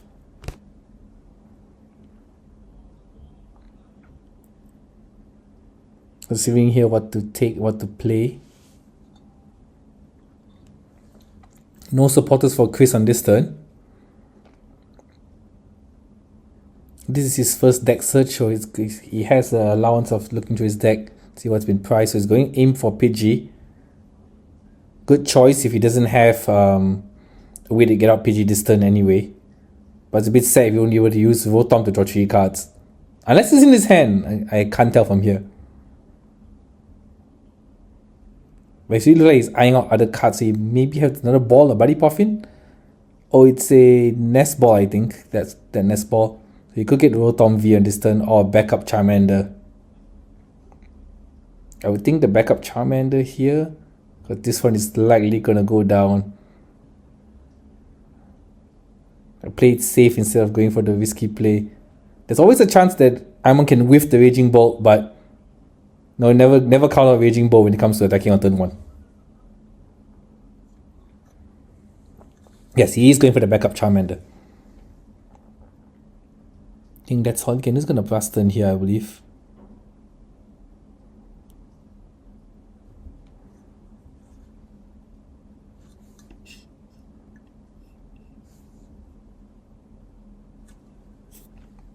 Ayman's side, he's probably going to want to get out Squawkabilly on turn 1, get at least 2 or 3 Teal Mask Ogre-Pawns and start using its ability to draw more cards to the deck. That is his Squawkabilly on turn 1, exactly what I was mentioning here. Here comes the Earthen Vessel, discarding he's cutting Iron Bundle. It's interesting.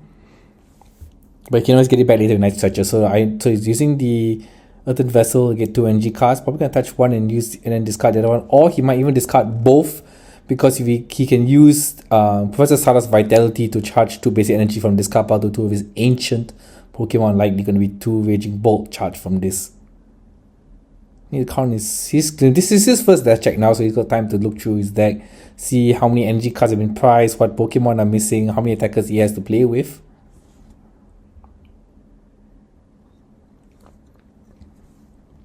Could be safe and take the Lightning and Grass here.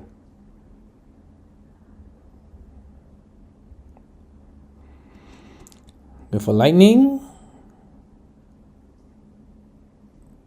Do you want to go second Lightning or Grass? Not sure what's in his hand, because it also depends on what's in his hand as well. Because Cockability will discard your entire hand card to draw six fresh hand of 6 cards.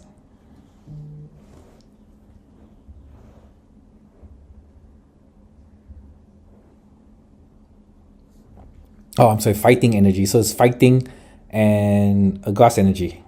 Those are the energy costs needed for Raging Bolt to attack. You put it in hand. Is he gonna Squawk now? Does he have any other Pokemon in hand? Does he have a Research? That's another question I'm thinking. Oh, Pokestop, that's great.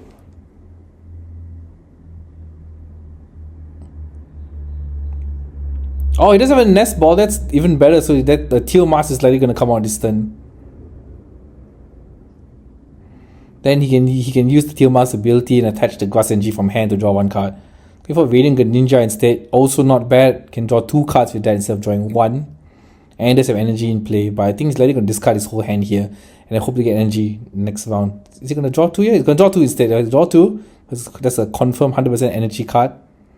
Do you draw any? Draw into a Lightning Energy. Understand I'm taking a risk. So he's going for the Pokestop before Squawk. Baby Charm, Tracking Shoes, and Nest Ball. Okay, that's great. He can use the Nest Ball to find the Teal Mask here. Let's play the Shoes first. Shoes first? Nest Ball first? Shoes first usually. So Nest Ball first. He's going for Nest Ball, so it's like, so you're hoping not to draw into that card, I think. But usually you would play the Tracking Shoes first, so because if you're lucky enough to get the Teal Mask, which I think it was near the top of the deck anyway, then you could use the Nest Ball to play out the second piece. Basically making the Tracking Shoes act like sort of a Nest Ball as well. Okay, here comes the Sada. All on turn 1, so that's why he was a bit unwilling to use the Squawk so early. But he only has 1 ancient Pokemon, so he can only attach to 1 and draw 3. Here comes the backup Raging Bolt. He's going to attach the Grass Energy onto the Teal Mask anyway. The Bravery Charm, I think that's Nest Ball as well. I think you can't ask for a better like turn 1 start. Look at all those cards in hand. Touching the fighting energy from hand. Tracking Shoes is keeping that card, I think. Touching I think it's a Bravery Charm to the Teal Mask to protect it. Is this gonna Squawk this turn? Squawk and Seize. Nest Ball again. This should be another Teal Mask Ugapon. There we go. So this is probably the best turn 1 that Iman could ever ask for as a Raging Bolt player. Draw engine ready, 2 Teal Mask ammo ready. Squawk and Seize, discarding the Fizzen. Not sure how many nice stretcher he has, but that Fizzen is going to be key for him to recover from in later turns. So another Teal Dance, set 1 Grass Energy, draw 1 card. Ooh, he's going to catch it this turn. If he can catch it the Pidgey, that would be great. Did he get it? I think that's a tail, so no. Unfortunately, no Pidgey for him. So he's just gonna discard 1 energy from the Teal Mask and take a knockout on the Charmander. So it's now Chris's turn. No Duskull, so it still won't be enough to take out this Raging Bolt here, the Charizard I mean. Arven comes out immediately. I mean, the idea was the Rare Candy or Ultra Ball with the Forward Sail Stone.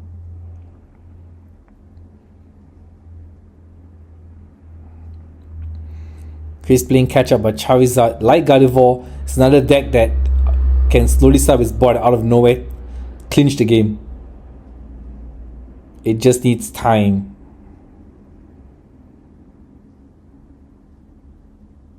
Let's see what he will take with the Arven. So it is Force Stone. I think the other one is the Pokemon Go version of Rare Candy. So does he have a Pidgeot in hand? Or does he have an Ultra Ball in hand to get the Pidgeot out?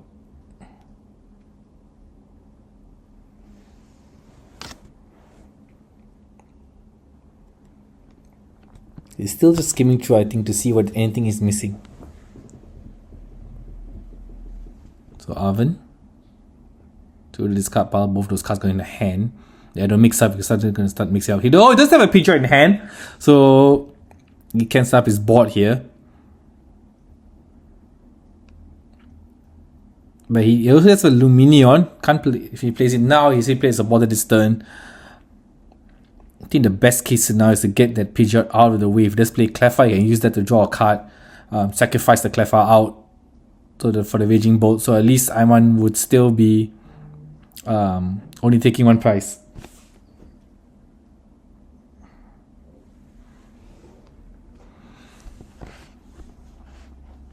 With Pidgeot EX, Chris is able to pick up any card from his deck. Not sure if he has another rare candy to evolve to Charizard, but it is a big gamble. The Charizard won't be able to take a knockout on the Raging Bull. And Ayman, if he does have the pieces in hand, he could retaliate. He doesn't need Raging Bull to retaliate. He can even use Teal, Mars, Ogerpon because the Terra Charizard is Darkness type and weak to Grass. Buddy Puffin maybe? Or Serendipity? Okay, so he's going to play the Luminion out just to use the Force Stone, but he's not going to find a supporter with it. He's asking now if are you going to use it to find a supporter. I mean, I would still use it to find a supporter anyway, even if you can't use it this turn because not such a waste.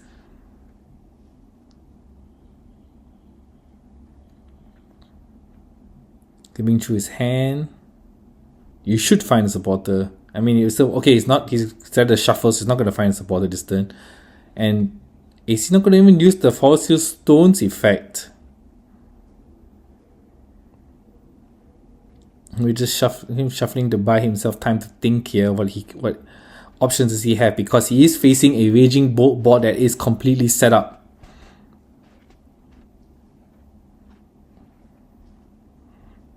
That Raging Bolt even has a Bravery Charm attached, so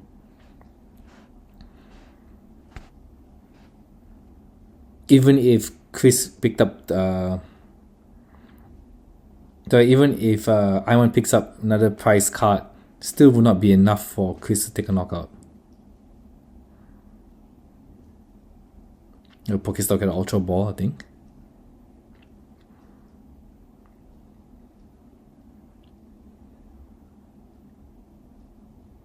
He can do anything, but he should not pass here, if possible.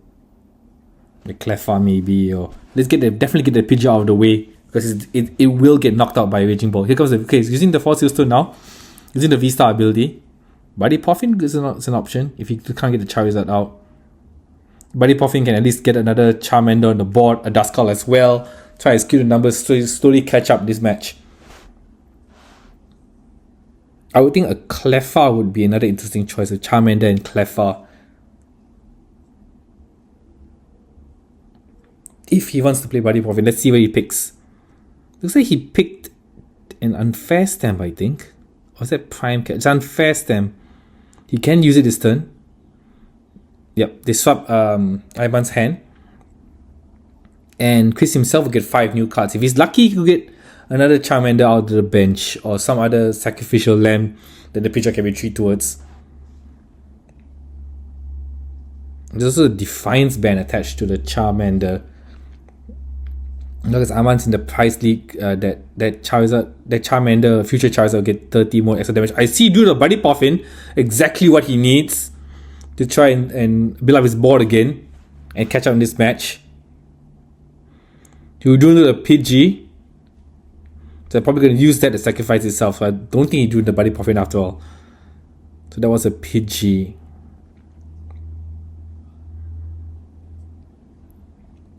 Yeah, retreat here. Yeah, he's going to send the Pidgey out as a sacrifice. Ayman's turn now. his best option, get energy on the board, boss order that PG and take a knockout there. Stop Chris from finding a card every turn. So Tail Dance, draw 1.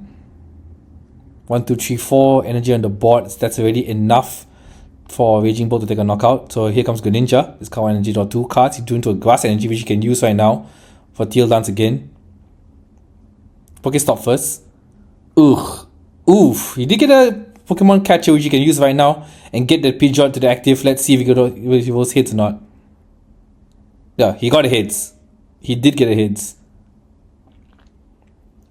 Decisions here. Charmander or Pidgeot? He's going for the Charmander. Okay.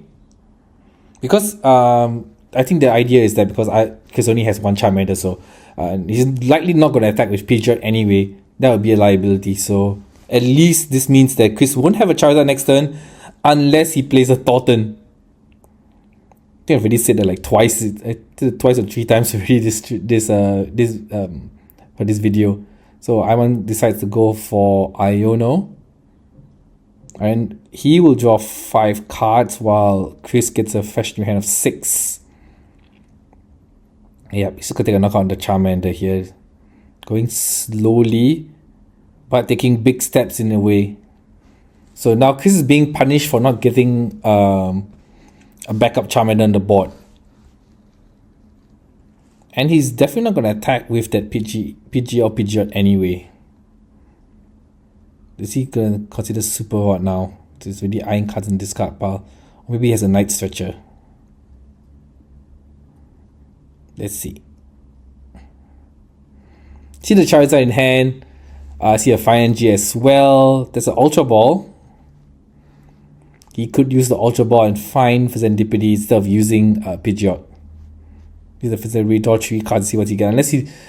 Unless he just doesn't want to discard what's in his hand because it's some valuable resource cards.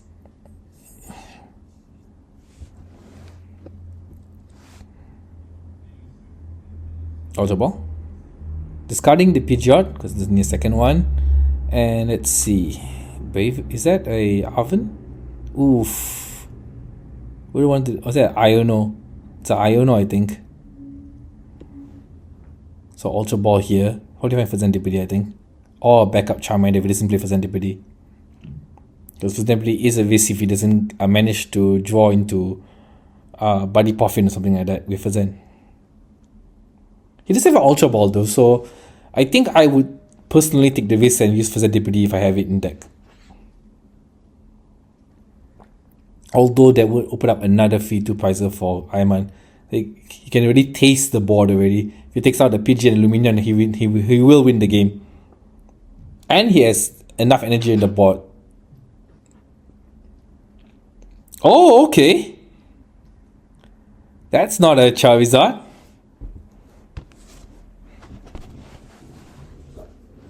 Looks like, I think that Chris plays Incineroar in his deck.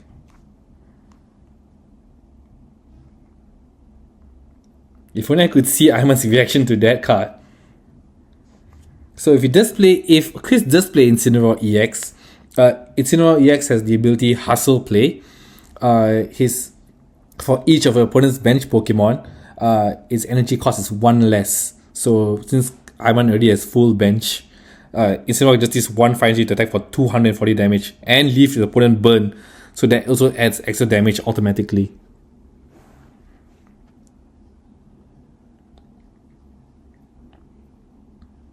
Okay, I didn't expect to see that cat out. That cat out on the board. But he did get, he is on 6-0 here, so don't underestimate this cat. It might be why he needs to turn the game around. The Ultra Ball here. No for Zen, so Charmander again? Oh, it's Radiant Charizard, okay. Still far away from being able to use his ability to attack for only a single fire energy. Because I must only picked up 2 prize cards. Still remaining 4. It's like, the Ultra Ball is just going to keep it in hand. Okay, so it's gonna use the cat to attack.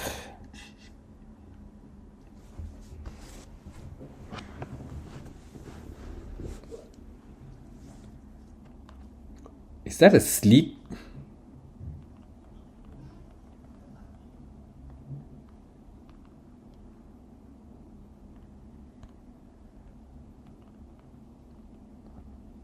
No, Iman's turn now.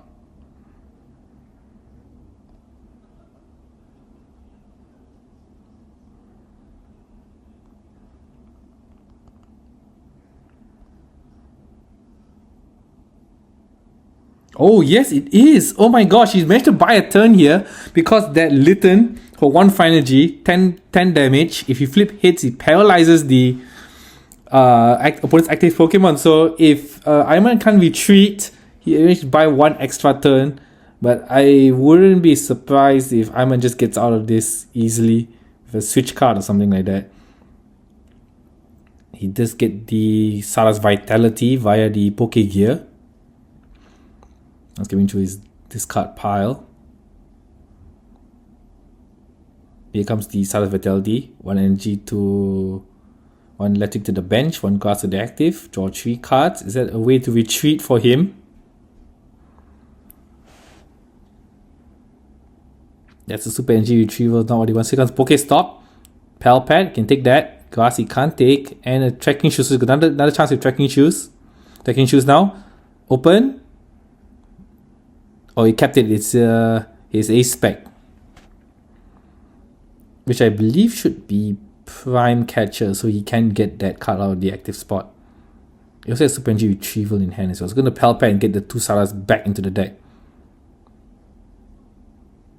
The Fighting Energy. Probably going to attach it to the back Raging Ball so the Raging Ball can attack. Go Palpad first.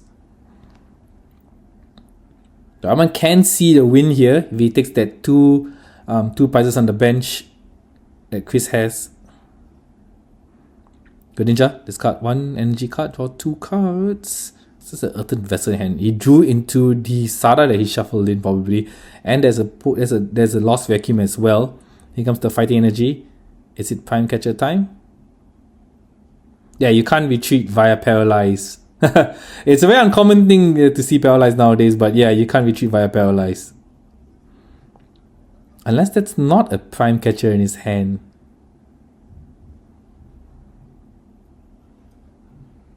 Oh, does he not play Prime Catcher? Is that an unfair stamp instead?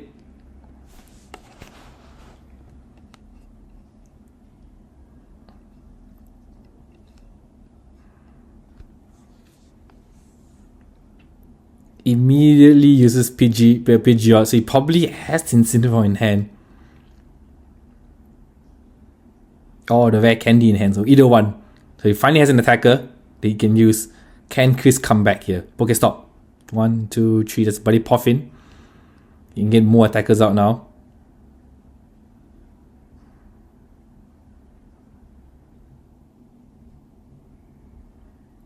Chris can claw his way back.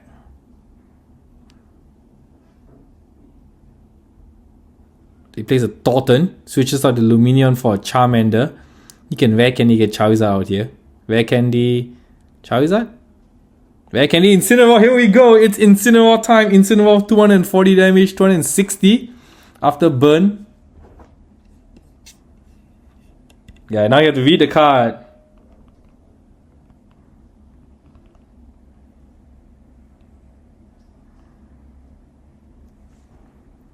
Because how... Now we're seeing, here go 260 damage after burn. Okay, he's knocking out the... He's using Counter Catcher to knock out the one on the bench that already has... that's clean. Oh, this is great. Incineroar is actually weak to water, so Teal Mask does not play a big role here. But... I mean, to return knockout on the Charizard EX. There is no Charizard EX for him to knock out. So now both players at 4 prizes.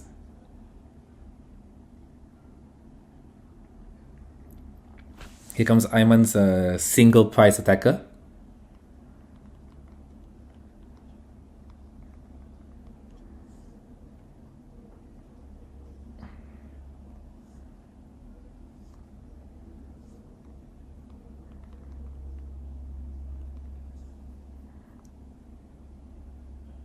This little wing, instead of attaching energy to that now.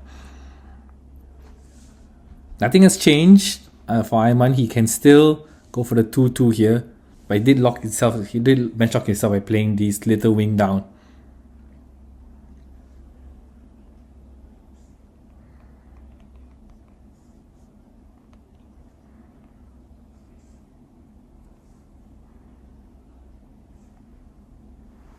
Here we go. There's a knockout on the Incineroar. So many energy to discard here, but there's enough ammo to take it out. That leaves Ayman with 2 prizes remaining, and now it's Chris' turn. Chris can retaliate by getting this Charmander out to Charizard EX. Oh, but Budu be warned though. I mean, there is 2 Teal Masks there, both with 1 energy each. So Ayman can just, if he gets Super Energy Retrieval, he can attach 1 energy from hand and then use Teal Dance to get 1 more down. So Chris's best chance now, I think, is to try get Radiant Charizard to be the attacker instead. But that Raging Bolt does have the Bravery Charm, which is why the Incineroar couldn't take it out. And Chris was forced to take out the one in the bench instead with 2 energy. So this is an Arven play here. Nest Ball. Where can the... No, let me take a tool card now after this. There's a Buddy Poffin as well in his hand already. Just gonna take the Nest Ball. Okay, so what is the card? I haven't seen Serendipity at all. So there is the Radiant Charizard, as I mentioned earlier. Because now with the Fire Energy, that Radiant Charizard is ready to attack.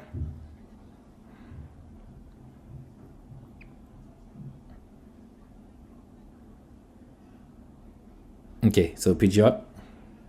Finding 1 card. Yeah, take your time. You can see the line of play. Fire Energy.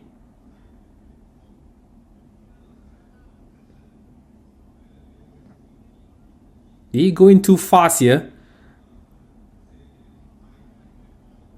Did he go in too fast? No Duskull as well. Yeah, you can use Pokéstop. I haven't used it yet. I don't know what you're gonna try to find though, because you went so fast. Trying to find Counter Catcher maybe? What? Is that how? Wow.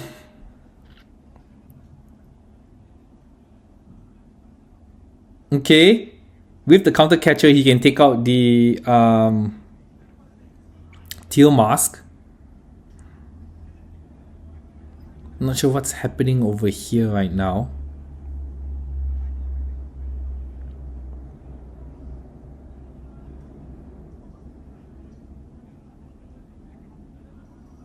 Yeah, I think he's explaining here that if he, I'm not sure what's happening now. But with the Counter Catcher, he can use that to take a knockout, a 2-price knockout. I think I want to explain that he probably has the win in hand already. Yeah, he has the boss's orders in hand already. So yeah, even if the Teal Mask is knocked out, Ayman can use the boss's orders to take out the Pidgeot on the bench. There's enough. I think he really has enough energy in his hand as well. So congratulations to Ayman. He wins this round. And we'll go straight into top cut.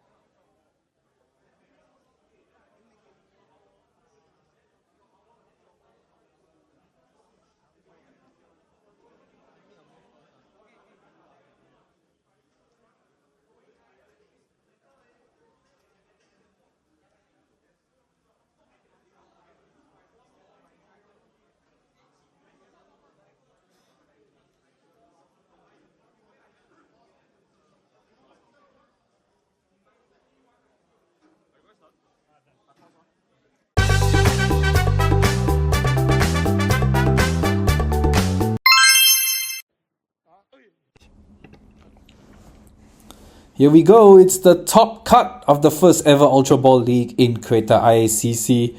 We welcome back Terry again with his Goldango EX going up against a mirror match, Alistair's own Goldango EX. Just to take note, top cut in this region, unlike previously before, is a best of one. So, who is the best Goldango EX in a BO1 format? It's going to be decided right here, right now. Let's see who starts first. Is Terry going to start first here? Oh, even has Entry Search Pro in his turn 1 hand. Waiting Greninja starts fantastic. Buddy Puffin turn 1 will probably get double gimme goal here.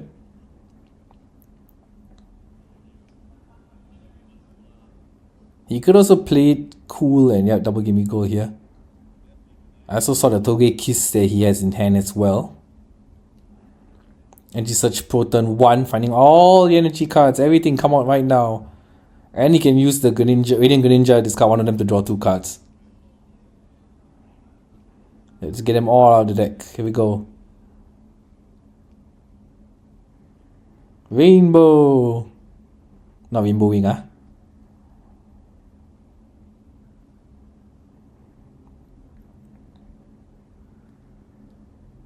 Terry getting an excellent start here.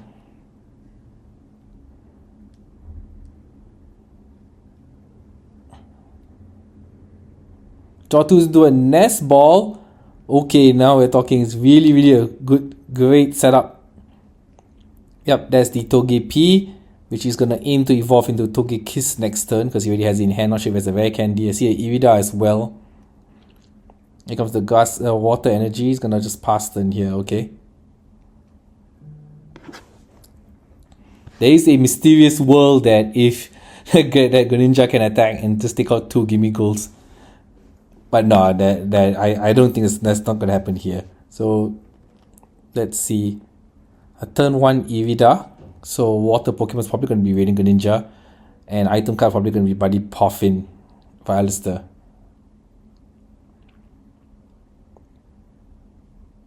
I think it balls down. This match goes to ball down to who can get more Goldangos out, who can keep streaming attackers every turn and getting enough energy, super energy retrievals to keep that momentum ongoing.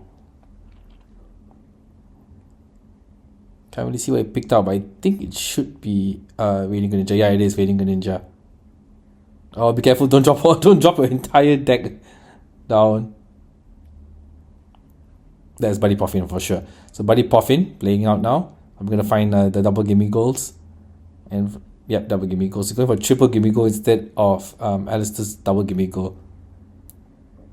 No Togepi maybe. It's another Buddy. So 4 gimme goals. Is that the 4th gimme goal? Yeah, 4 gimme goals out now on Alistair's side of the board. If you can evolve all of them to Goldango, that's draw 5 cards each turn. I see the Iron Bundle in hand as well. Yep, discarded draw 2. Discarding the water energy from his hand. Is he going to attach energy this turn? Probably not, because the Goldango only needs 1 energy to start attacking.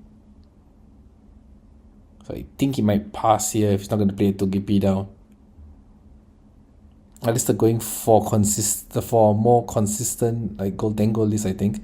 So Terry discards the water energy from the Greninja getting into the discard pile. Irida comes out now. Water type Pokemon. Iron Bundle likely, and a item card, maybe Ultra Ball if he already to get another good Goldango out.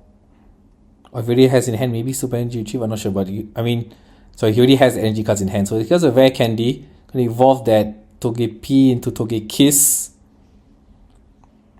And if he manages to knock out this gimme goal this turn, he has a chance of picking up 2 prizes instead. So Rare Candy for Toge Kiss. There we go. And here comes the first gimme goal. Can draw 2 cards with this. First Goldango EX. Second Goldango EX as well, so you can draw 3 cards this turn. Here's the first 2. Can you get another gimme goal out? It's the 3rd one. He does. With the last card he draws. Metal Energy attach. Greninja discard 1, draw 2. So very straightforward here. Just discarding both players can just discard energy to take knockouts. The first gaming goal, discard 1, 2 to knock out. Then flip a coin. If he hits, he gets 2. Does he get 2? It's only 1. Okay. This Togi Kiss might be the difference for both players here, because even, yeah, so you only picked up 1 prize card, but if Terry takes out Alice's next Goldengo and he flips hits on Togi Kiss, he can pick 3 prizes up himself too, going back down to even prizes. So Alistair will draw 2 cards for his Goldengo in the active spot. A Nest Ball. Does he play for Serendipity to draw 3 cards? Let's see. Here we go. So the Serendipity comes out. His Energy Search Pro is nowhere in sight.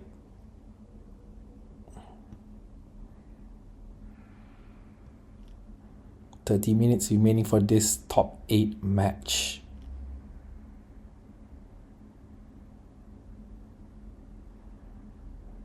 Let's see what Alistair draws. He needs to draw into a lot of energy here to try to knock out this Goldengo EX in response. Draw 3 cards.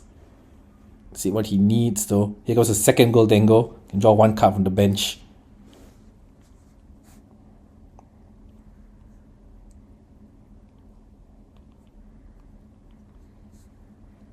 There's an Irida. Okay. So we can use it to find energy cards. What is that Pokemon? Probably Iron Bundle, but I think that he already has that in hand. To get a Mana Fee and the Energy Search Pro, find all the energy he needs. So Goldengo EX has 260 HP, which is very annoying in the mirror match because your Make It Rain attack just 50 times for every energy you discard. So you be 10 short if you throw 5, so you're forced to throw 6. He can throw 6 here though, so he will take that 2 price knockout. But Terry should have enough to take a third knockout because he already played Irida, he's not disrupting his hand. I won't be surprised if Terry has super energy retrieval already prepared. So here we go, both players with massive hand cards.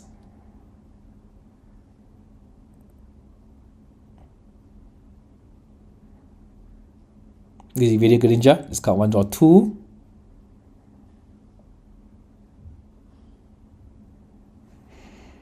Ultra Ball. Discarding Buddy Poffin and the Mana Fee. This will probably get him his third Goldengo here, so he can draw 1 more card. This particular all he needs now is every turn he can draw 4 cards. And if the front gets knocked out, he can draw 3 cards, but still a lot of cards with the Serendipity as well. Also one thing to do to a Buddy Poffin. Doesn't really need it right now.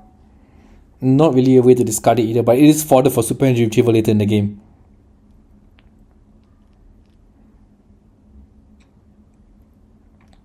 Yep. So 6 to take a knockout here on Goldengo and pick up 2 prize cards. So now it's Terry's turn here. He needs to get up. He needs to get the other Goldengo ready and evolve it. Let's go. He does his Serendipity now to draw 3 cards. 1, 2, 3. See a Roxanne.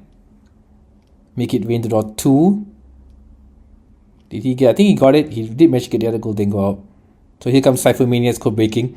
He can use this with this supporter card. He can take any 2 cards from his deck, put them aside, shuffle his deck, and then put those 2 cards on top, which then he can use the Grading Greninja to draw those 2 cards out. A perfect card to go in the Goldengo deck.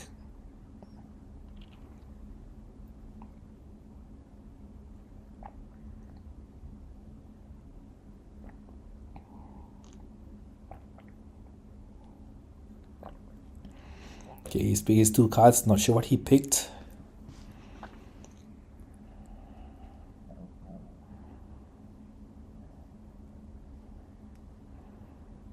Here comes the Pokestop.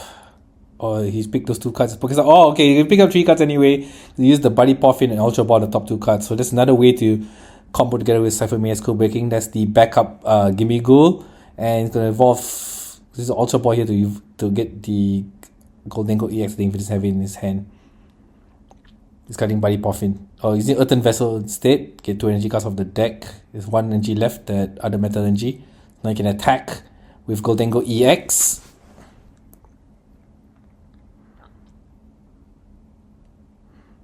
He needs to draw 6 in response as well. So does he have 6? Definitely super energy retrieval here. There we go. Discarding the Iron Bundle and the Buddy Puffin, getting 4 back. Should already have 2 in hand, I think. 2, 3, 4. Okay, here we go, 4 cards.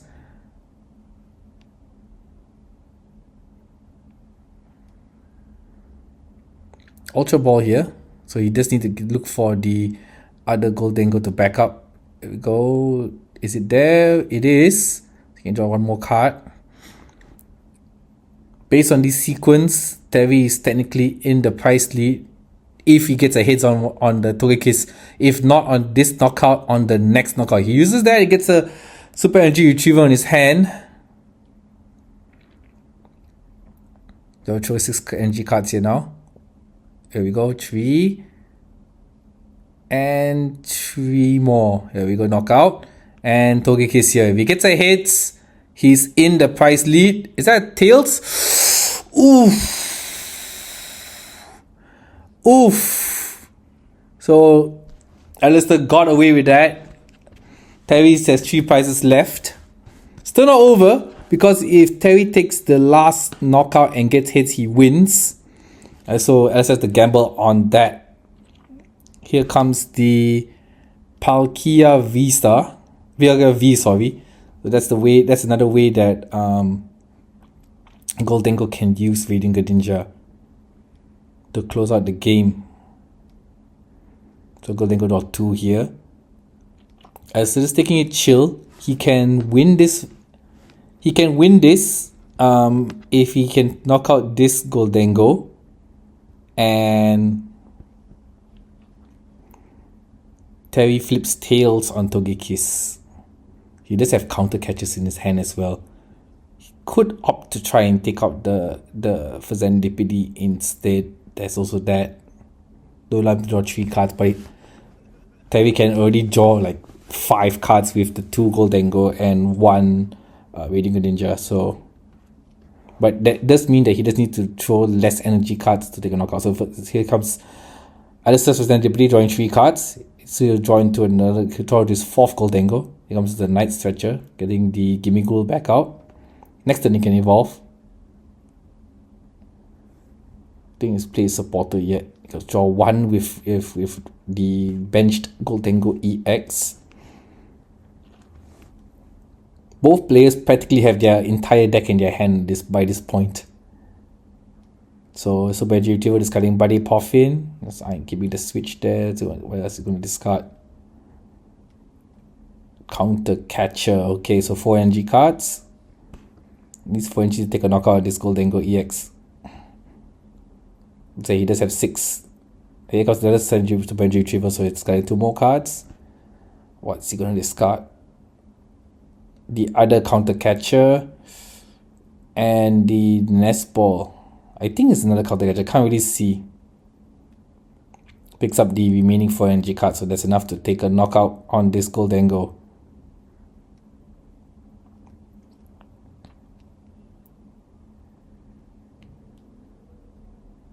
Cypher Maniac's code breaking.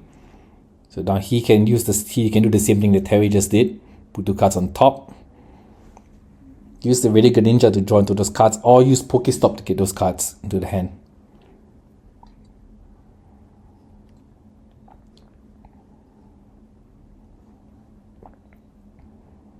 I'm setting it aside. Let's see what it's going to use here. Because it's not item card, then it's forced to use Radiant Greninja.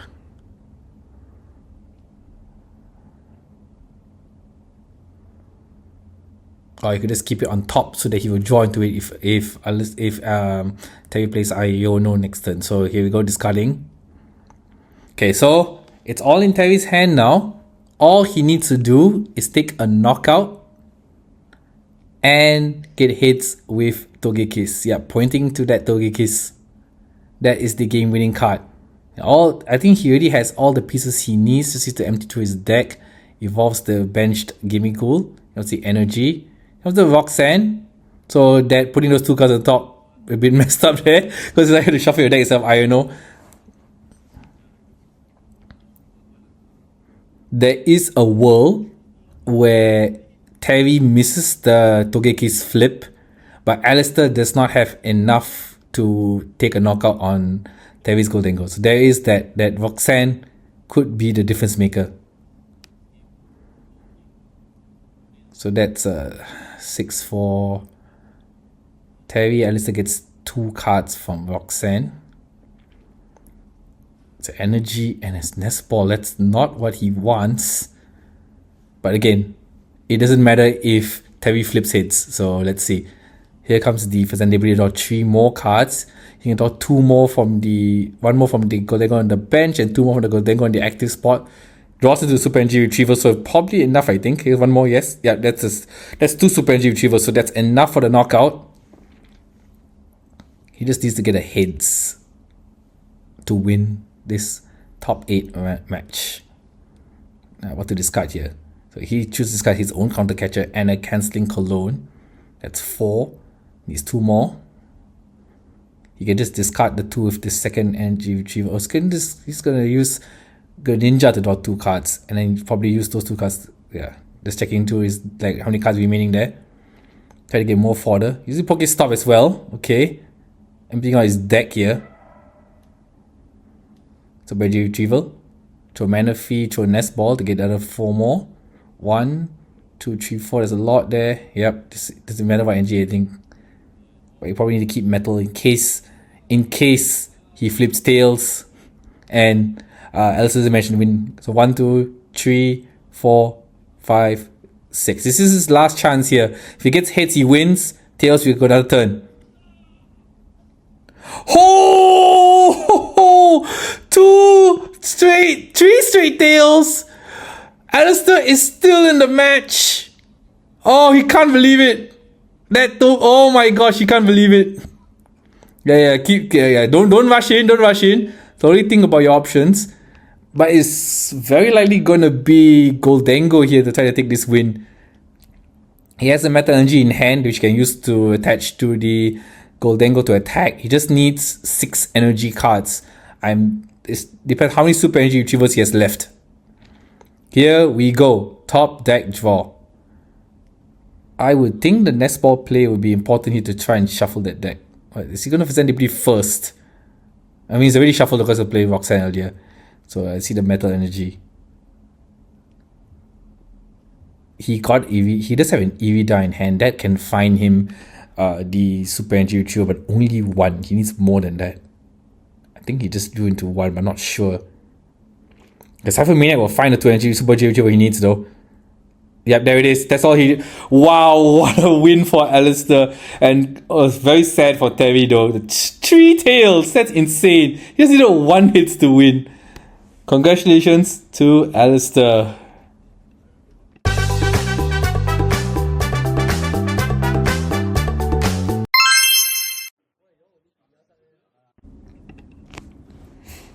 Let's go into top 4 of the Kreta Ayer Ultra Ball League. The first season's Ultra Ball League. The first ever Ultra Ball League, in fact. We welcome back Jeremy, Southern Islands own Jeremy, and Beyond in his trademark Lugia to the top 4 match. Who will win? Who will go to the finals?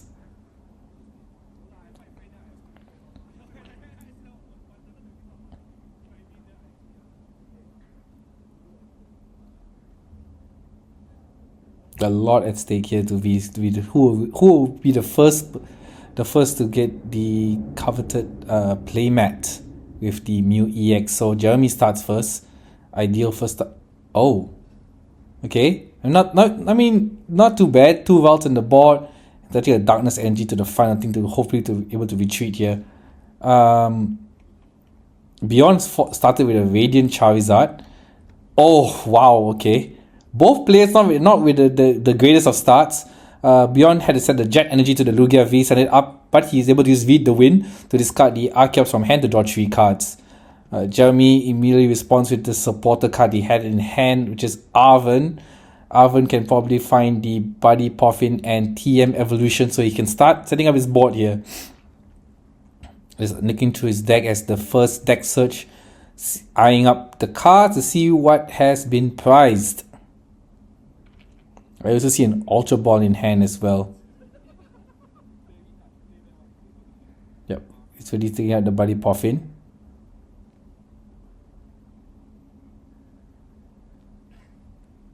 Buddy Puffin. Is that a TM evolution? I remember earlier in the match he also does play a TM devolution as well, but it wouldn't be too important in this matchup against Beyond. The Buddy Puffin will probably find Valtz. And Valtz, I think. Let's see what's good for opt to put an attacker down instead. There you go. This stuff is a 4 Valtz. He also has the Ultra Ball in hand. He could evolve that. He can evolve one of the Valtz to a Kylia. With the Darkness Energy on the Valtz and the active, he can use the TM evolution.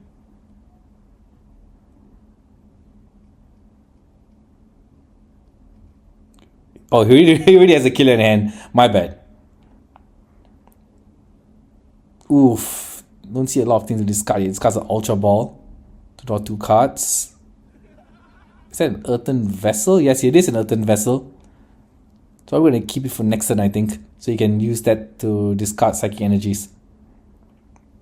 The evolution. Picking the 2 Vaults he just put down to cheat the evolution, so it doesn't have to wait until next turn. Here we go, double Kylia. And it's Beyond's turn now. What does Beyond have? I think Beyond put his hands to his head because I don't know if it has anything.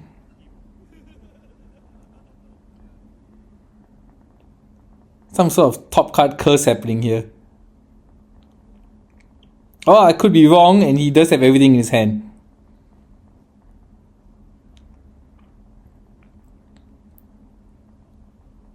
Like an Ultra Ball plus Lugia Vista. For Lugia Vista, discarding Archeops. Never know. There is an Ultra Ball. There is a Legacy Energy. There is a Lugia Vista as well. He's just missing a way to get the Archeops into the discard pile, I think. Because next turn, there is a chance that Jeremy can attack. Okay, so he's using the Ultra Ball, discarding the Lugia Vista, and discarding the double Turbo Energy. So we want to get an eye up here. Dominion, this is a possibility as well to find a supporter card. He's already putting it aside here.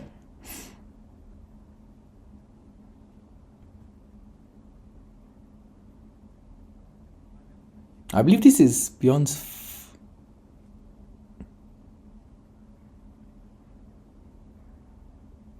first deck search as well. So he's taking his time here. The Luminion will find Iono. So both players shuffle their hand to their deck, and because both players have 6 prizes, both will draw 6 cards. Is there anything else that Beyond wants to play? He's going to set the energy card. And here comes the Iono. Both players shuffle their deck, their hand cards, draw 6 fresh new cards. Here we go, 1, 2, 3, 4, 5, 6. Did he get an Ultra Ball and Archeops? I think that's the 6 cards you want. That's 2 of the cards you want to see.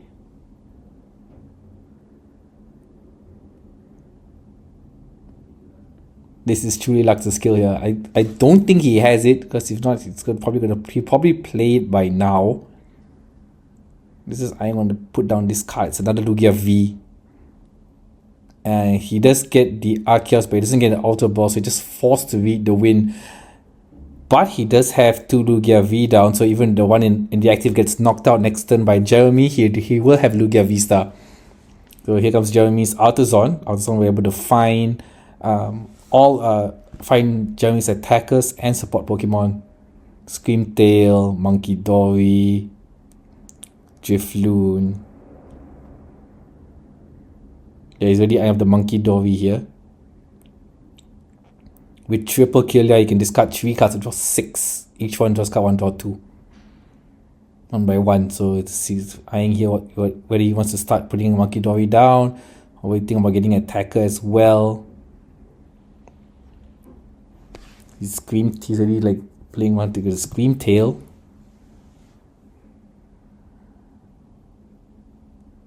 Monkey Dory is the choice here.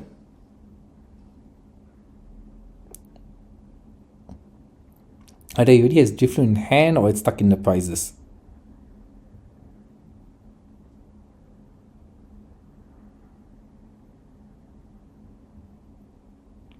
Let's see his first kill. Yeah. Oh, he still also, don't forget, he also has the earthen vessel as well, and an oven too. So there's a lot of options here. It's what he decides to go with. Oven first. Oven gonna pick up the Tian Evolution and the Ultra Ball.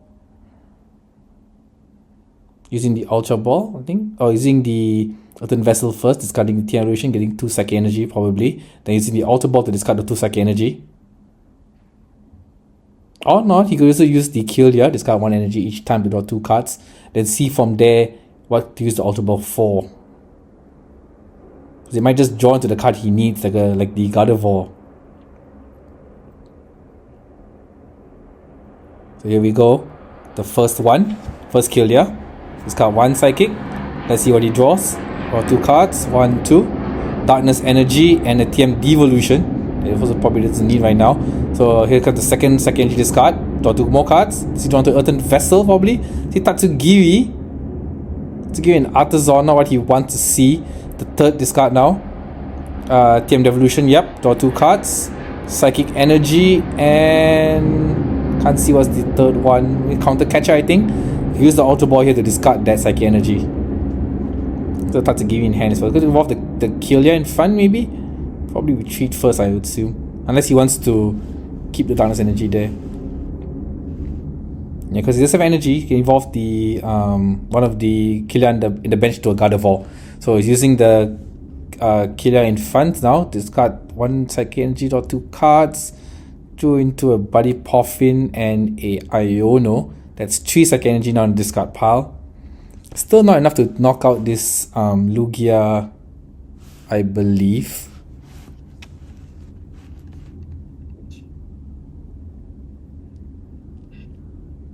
Because with 6 damage counters on a Drifloon, it's only 180 damage. The Lugia has 220 HP. It's a Bravery Charm as well, I think. So, but I know how. But Jeremy usually takes his time, doesn't have to rush through playing. But I think he can see that the Lugia V-Star is incoming imminently.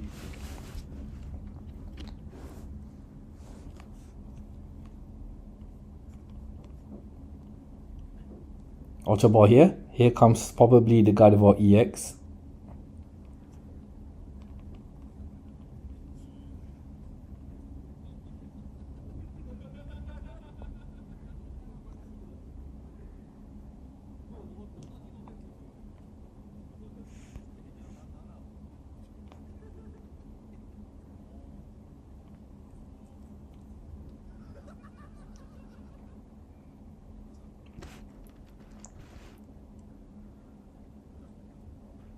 Keeping Tatsugiri, so Ultra Ball now. Discarding Tatsugiri. And discarding...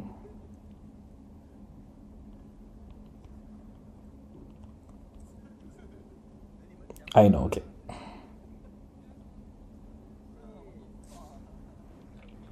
Here comes the Gardevoir EX.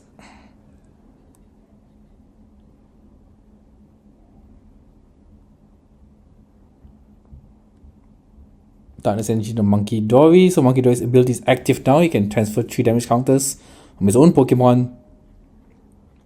Go 2 here via the... We're going to come up now.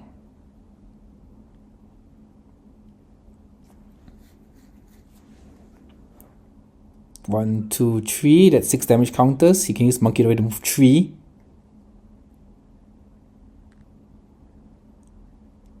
And that's a knockout with Gardevoir EX.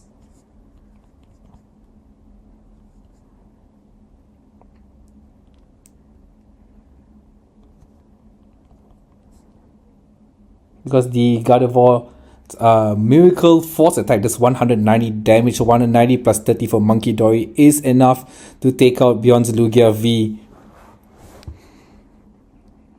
So Jeremy taking the lead here. Very uncharacteristic. Going ahead instead of staying behind. Oh, what the heck? What in the Mew VMAX?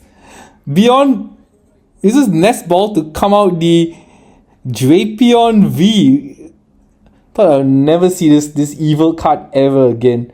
It's a perfect counter here against Gardevoir because the Drapion V only needs colorless energy to attack, and that Gardevoir EX is weak to Darkness type.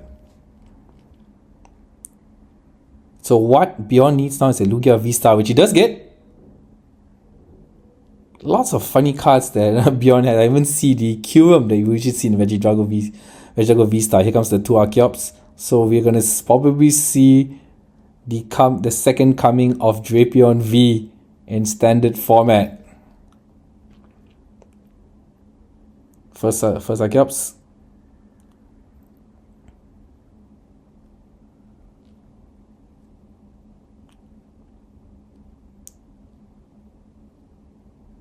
The double turbo.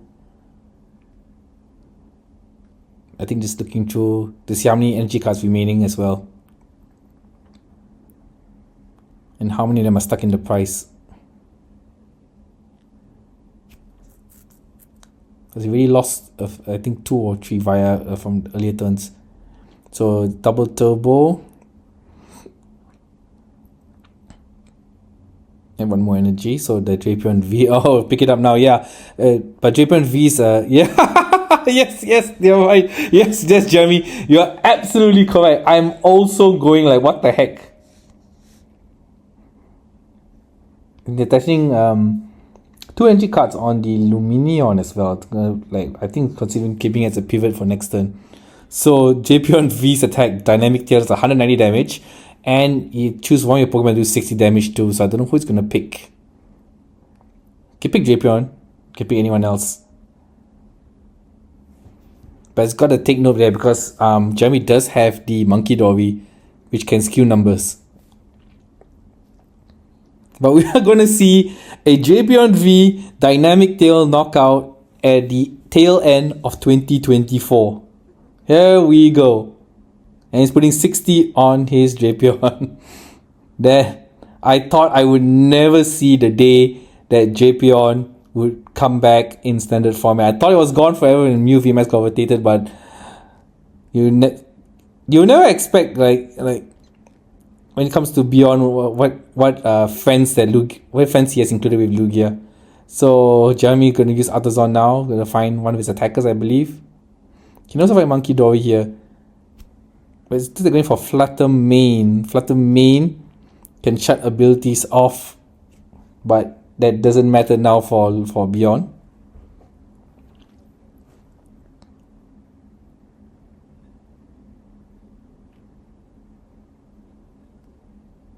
Here we go. It is Flutter Mane, interestingly.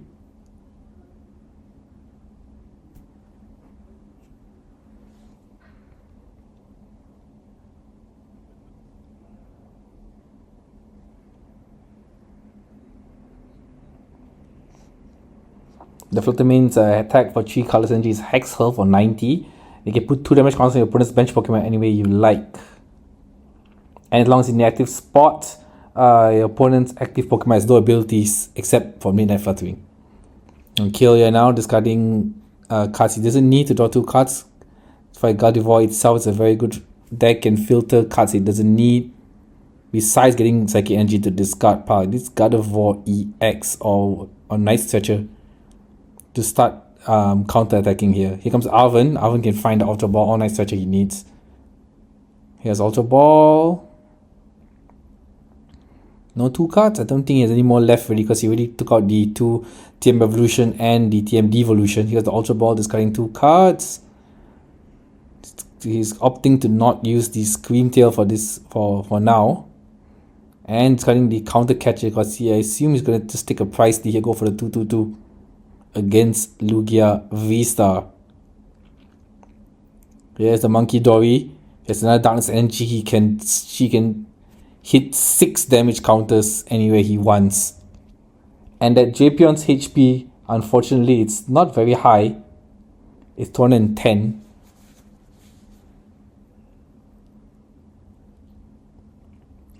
So with the 2 Monkey Dories, there will be another 6 or 120. 120 plus the Fluttermane's 90 will make it 210. Fluttermane taking knockouts here with Monkey Dory. So 4 damage counters on this Kirlia to retreat.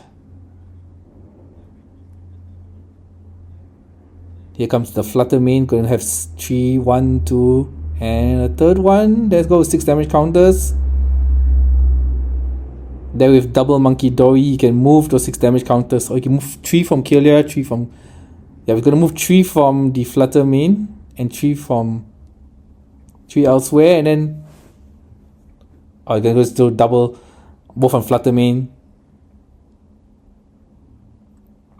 I just hit him for... Oh, this is what we call high level play. It's not going to take a knockout right now. It's going to hit him for just enough to get knocked out next turn by a Monkey Dory, and then finish off take the remaining 2 prizes on either the Luminion or the Lugia V-Star. This also bench locks Beyond here. And the worst thing is that Beyond, if he attacks again, he has moved to choose another Pokemon to do 60 damage to. So now that Drapion V is becoming a little bit of a bane here for Beyond, which on a personal note, I'm very happy to see that this stupid thing is on its last legs. Yeah, Beyond is looking through to see whether he can get out of this trap that Jeremy has set in front of him. It's going to be very, very difficult.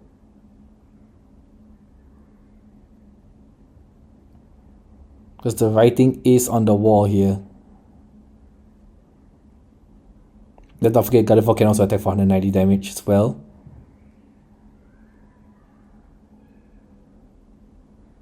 Ooh, the Legacy Energy could be a way, but of course it needs to be knocked. For Legacy Energy to work, it needs to be knocked out via damage, or if it was knocked out via the shenanigans like Monkey Dory, that wouldn't count.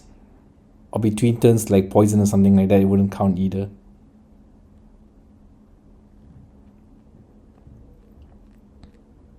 Maybe he's thinking of using the Legacy Energy to attack. Using Lugia V-Star maybe? A lot of questions here. What's he going to opt for?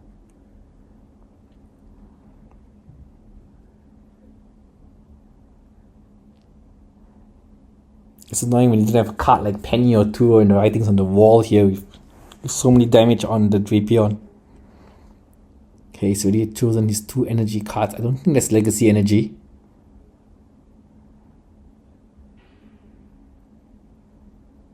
Still has another Archeops. Both are going on the Luminion, okay. He's going to use the Luminion to attack 120 damage. That'll be enough to knock out the Fluttermane. 1 more Archeops. Oh, I see his YD as well in hand. Would it be perfect to use the YD to take out the Gardevoir? It's just counting now his options. He has a boss's orders as well.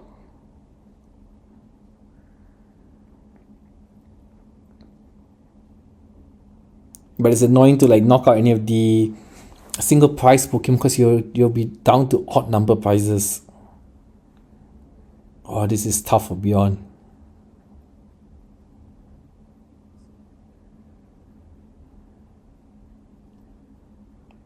It's bad when your opponent sets a trap, but it's even worse when your opponent sets a trap that you can see it coming, then you can't do anything about it.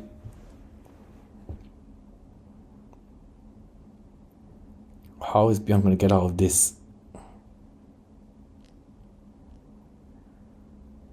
Okay, it's going to go for the boss anyway. Gonna pick the Gardevoir EX to the active spot.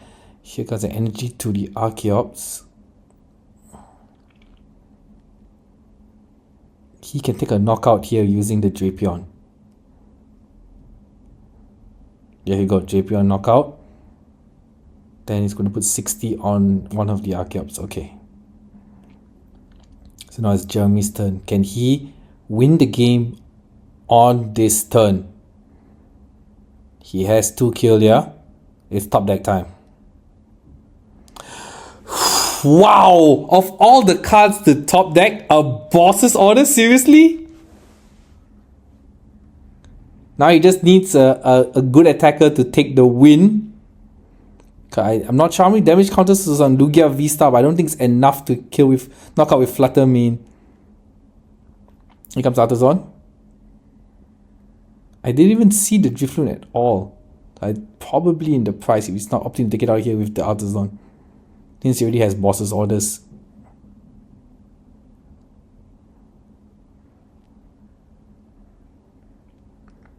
I think I already see Counter Catcher as well, so if the bosses is like not...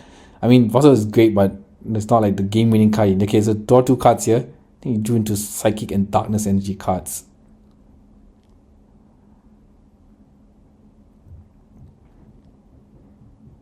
I wonder if he plays a third Monkey Dory. That would be really, really funny.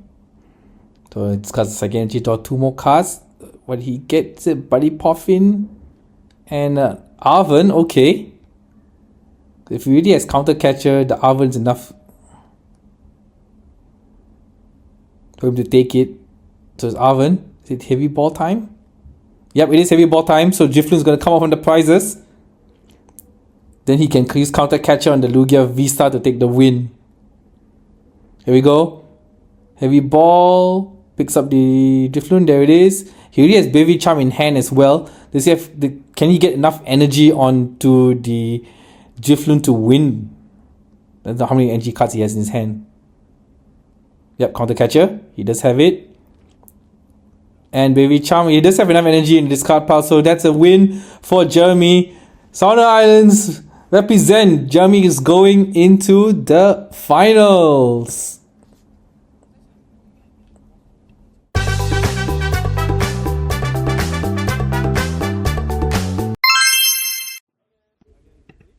And it all comes down to this.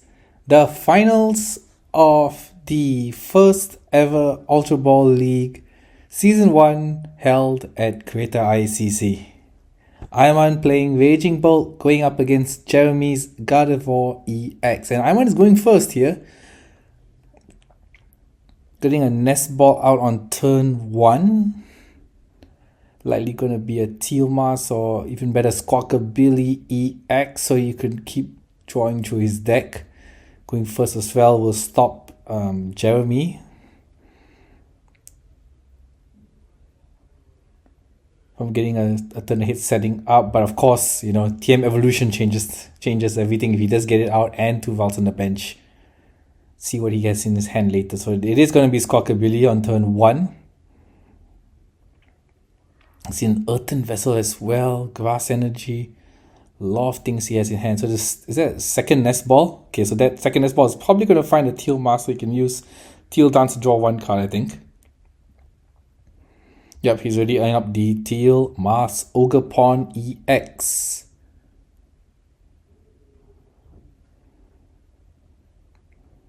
Jeremy starting with the Tatsugiri. The Tatsugiri, if you've already seen it earlier in this video, is able to search for supporter cards, the top 5 cards. Shuffle the deck first before you can use Teal Dance.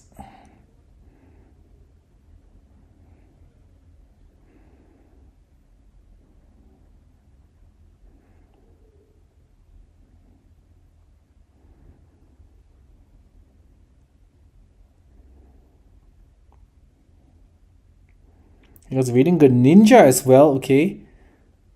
Could he use the reading Greninja first before Squawk? Okay, it's use Earthen Vessel first to get energy out of the deck. So it's going to be 1 fighting and 1 lightning energy here. There we go.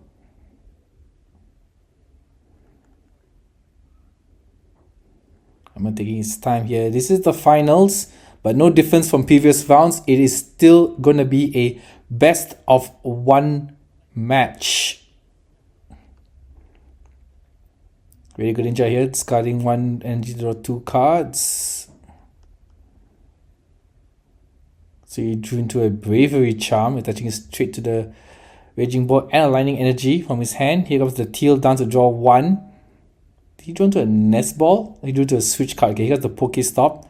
And here comes the Squawk. So he's got his 2 hand cards, which is the Grass and the Switch card, drawing 6 fresh new cards. I think he'll want to see a second Raging Bolt and a second Teal Mask Ogre Pawn if he can get it.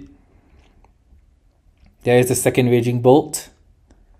Is there going to be a second Teal Mask Ogre Pawn for the turn ends? See a Night Stretcher in hand as well. He's going to pass turn. Okay, so it's Jeremy's turn now. Don't really see much in his hand. I see a Kylia. Buddy Puff in turn 1.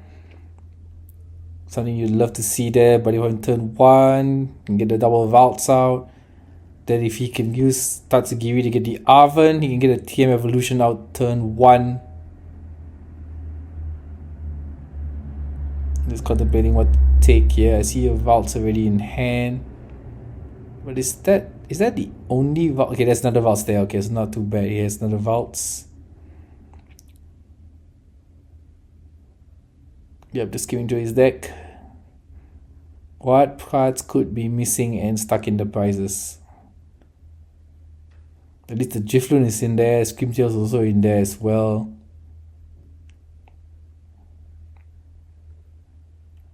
Don't know if I see Gardevoir EX though. It would be funny if... Okay, there's a Gardevoir there. Yeah, it would be funny if the Gardevoir was in the prize. So that's the 2 Valts. So now the perfect setup would be to get a TM Evolution to evolve those 2 Valts to Kylia and bring the tempo back to his side. Because it's very likely that whatever's going to be in the active, or if Amma has Pokemon Catcher in hand, whatever he wants to knock out next turn with Raging Bolt. So one is definitely going to pick up 1 prize card next turn. The Kylia in hand.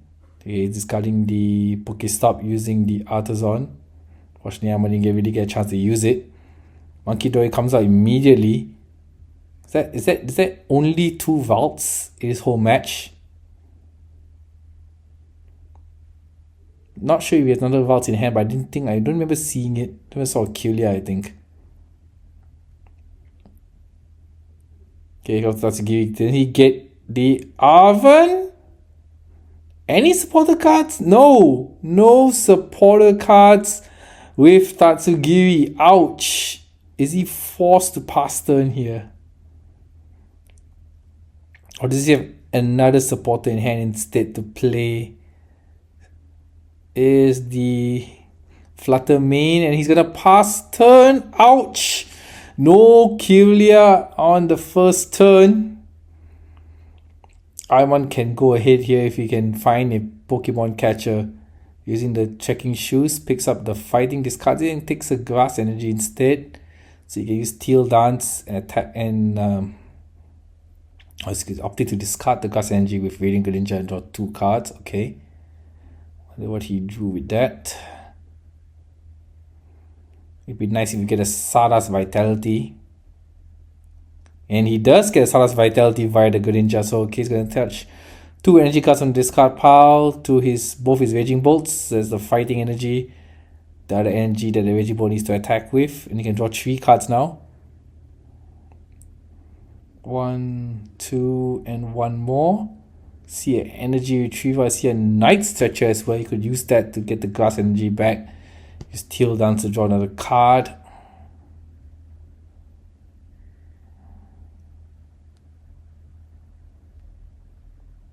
I was going to go for Earthen Vessel instead, which could get the Grass Energy he needs. So, ooh, it's discarding the Energy Retrieval. I think there must be really important cards in hand for him to discard that. But it's likely going to take a Lightning Energy and Grass, I think, with these 2. Not sure how many left of either in his deck. So it is a Grass and Fighting as predicted. The Fighting is going to go probably on the Raging Ball on the bench. The Grass is going to go for Teal Dance. So Artisan can find the Iron Bundle or Slitherwing. I would choose... Could go for Iron Bundle here. He's gonna bring it up. Not sure if he wants to use it. If I was Jeremy, I'd probably send up the Flutter Mane in response.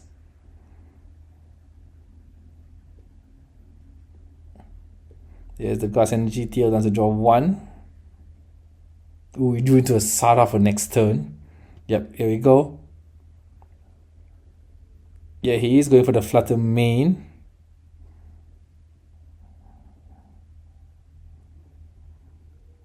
It doesn't matter, no active abilities on the Raging Bolt. Here comes the Nest Ball. This will probably find the second Teal Mars Ogerpon EX. Oh, it's going for Slitherwing instead. So he's got a single price attacker on his board. The hits for a big chunk, 20 damage.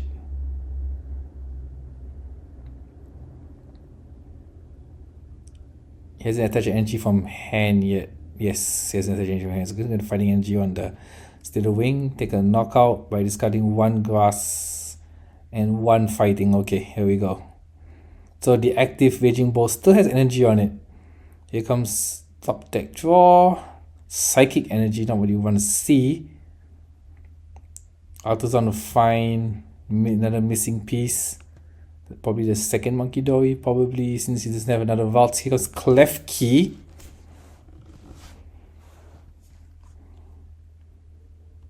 The Clef Key will probably need to be active to stop the block abilities.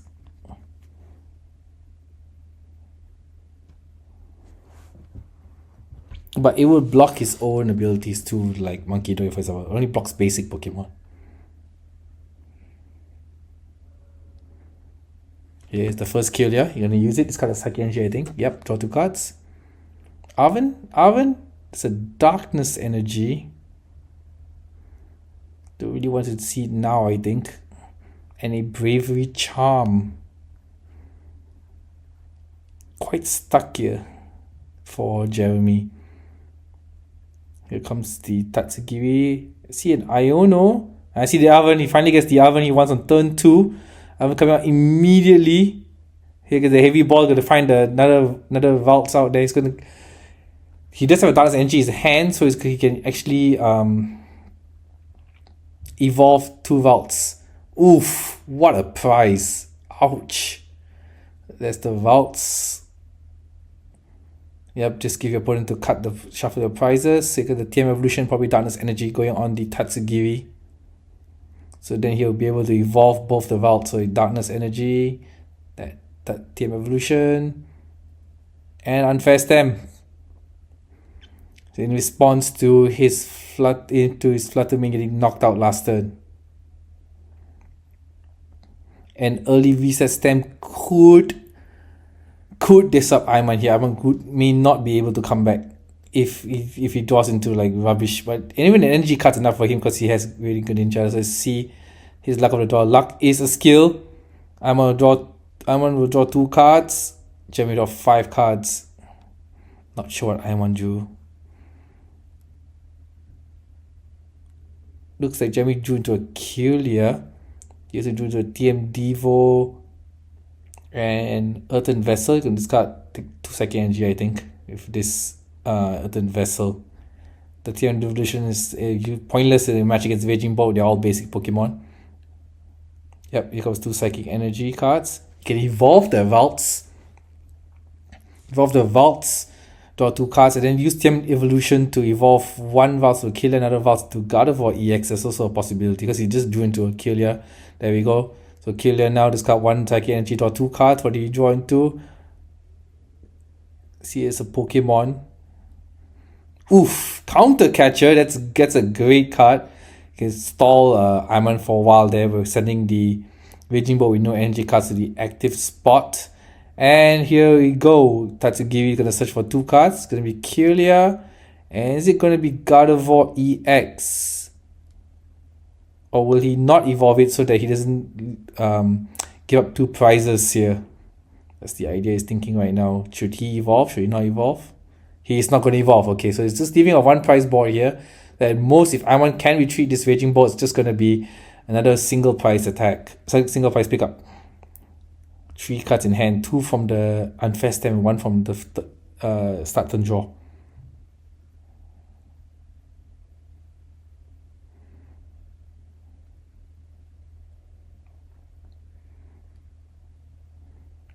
Oh, there's a lot of cards in this card pile. It's probably like a quarter of the deck already. Just more than a quarter of the deck, in fact.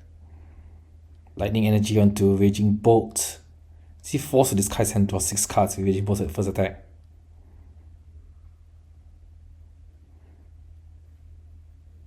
Palpat. Palpat? Yes, Palpat. No, Palpat. Yes, Palpat. He's contemplating whether to use the Palpat. He only played it like that Sada Vitality last turn. But if he's going to discard his hand, then I would just go ahead and Palpat it first. See, it lost Vacuum as well. They won't be able to play it. Because the cost of lost Vacuum is he has to send another card to the lost zone. So he's going to use Raging Bolt's first attack and draw 6 cards here. There is a opening now for Jeremy to try to claw his way back into the game. Yep, draw 6 cards. Here we go. So, what a top deck for Jeremy. Top deck into the Gardevoir EX. So he's going to be able to attack next turn. Draw 2 cards. Counter Catcher and Arven.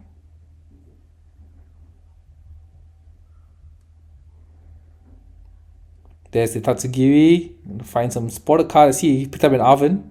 He's going to choose the Iono instead to refresh his hand. I just wondering if he's going to evolve the Gardevoir and set the Darkness Energy onto Monkey Dory if he has one before he plays Iono. I don't think it's Darkness Energy because he already touched it. Yeah, it doesn't have one because he already touched it earlier to the Tatsugiri. So, Counter Catcher now? Probably not either. I think he has enough energy. But evolve the Gardevoir first before he decides to play the Iono. Oh, he's going to go for a second kill there first. Discarding the Iono, so he's not going to rely on the Iono play anymore. Here comes the Arven. Here's the Earthen Vessel to get more energy out of this card pile. And the TM Evolution, which he's probably going to use like that. Yep, discarding the TM Evolution because there's no need anymore. Triple kill already on the board. The 2 Psychic Energies. You can use... Go for Darkness on one of them. Alright, so Darkness can go to the Monkey Dory. The last energy can be discarded via Killia.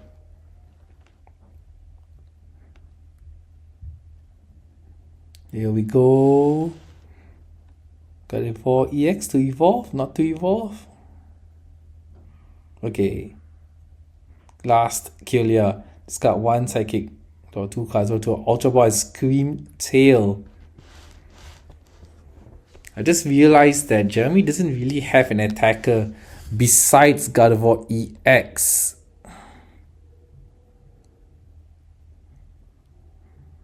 So here's the retreat to Monkey Dory. Monkey Dory is going to attack now instead. Set 1 Psychic Energy and set 2 Psychic Energy.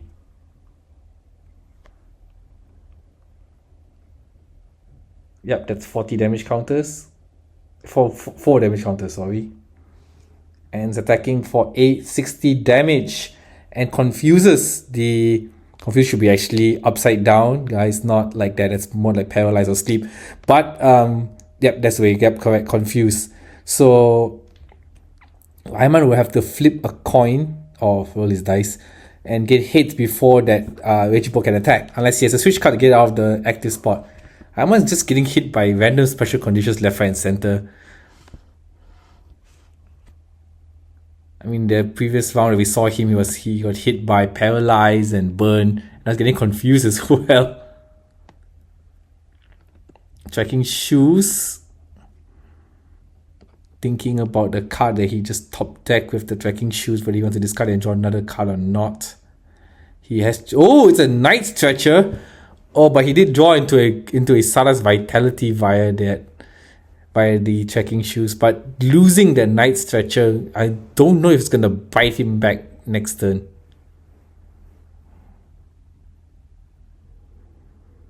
That's Sada's Vitality here. So you can charge on... You can also charge on the Slither Wing for an attack. But again, he needs to use a He needs to try to retreat the Raging Bull if he wants to attack though. So now the question is, where are those 2 energy cards gonna go via Sada? Because I shouldn't turn that. He shouldn't turn the discard pile upside down. It's gonna be confusing.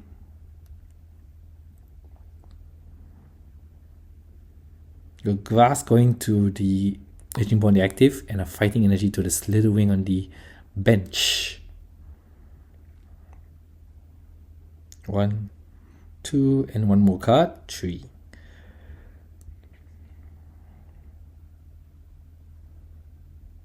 I'm just taking a look at the secret art Slitherwing. Here's the super energy retrieval now. Not sure if it's so early to play this here. This force to discard the another teal mask in order to get to use the super energy retrieval. So he's using super energy for only 2. 1, 2. Yeah, so only 2 energy cards. One will be used for teal down to draw 1. And the second one is attaching to the active. 3 energy cards is enough to retreat the Raging Bolt that's confused. There's no more confusing when you go back down to the bench. And this Slitherwing is going to attack and knock out the Monkey Dory. And Ayman's taken 2 prizes this turn. Jeremy opting to send the Klefki in the front instead of using the Tatsugiri.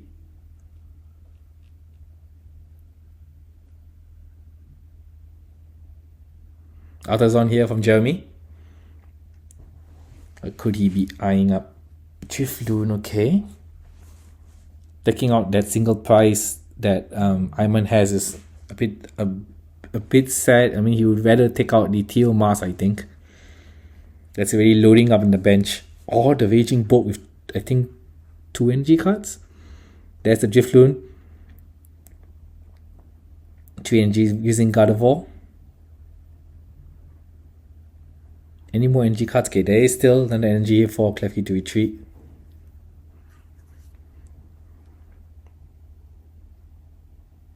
And I believe that he has a Bravery Charm in hand as well. But there's no way to gust out the Slitherwing. 2 damage counters. Here comes the Drifloon on the key attacking Pokemon of Gardevoir EX. Counter Catcher is gonna pick out the damaged Raging Bolt. So it's enough to hit to knock out using the Drifloon, 180 damage. First Kirlia. Second Kirlia coming now. Discarding the Buddy Puffin to draw 2. There's an Alvin that you can keep for next turn. That's a knockout. And Jeremy slowly catching up here, picking up his first 2 prizes of this match. And it's Ayman's turn, top deck. I think there's Teal Master top decked. Right now he needs another Raging Ball on the bench. He's opted to send out the Raging Bolt instead of sending out the Slitherwing as a single pass attacker. Slitherwing needs to be careful though. Monkey Dory can move 30 damage counters over. Of course, Jeremy doesn't have the bench space yet for Monkey Dory, but he would have one if Ayman goes for another knockout here and picks up another single prize. Or if he does hit the nuts, maybe even take out the Gardevoir EX. When it comes to using Raging Bull, you never know, you know. Okay, he's chosen to put down the Squawk and benchlock himself again. So he only has this one attacker, not counting a Slitherwing. He's going for the boss. Okay, he's going for the big play here. He needs... How many energy does he need? 5, I believe. Because 4 won't be enough. So he needs 5 to knock out this Gardevoir EX. So there's another teal dance. Draw 1. He already has 5 on the board here, so he can knock out the Gardevoir and pick up 2 prizes. And best part is this thing has been Bravery Charmed and ready. He's putting another Bravery Charm on the bench teal mask. Ogapon EX to protect it from any shenanigans. And unfair stand play, taking this value. I would see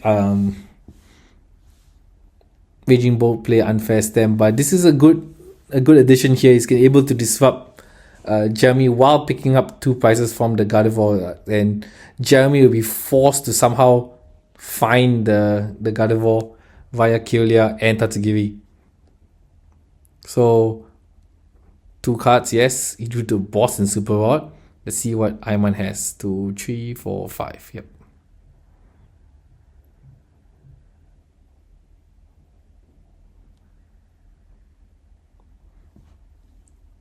Does he want to Sada now? Does he have enough cards to Sada though? But draw until his deck is empty. Using Presentability first to draw 3 cards.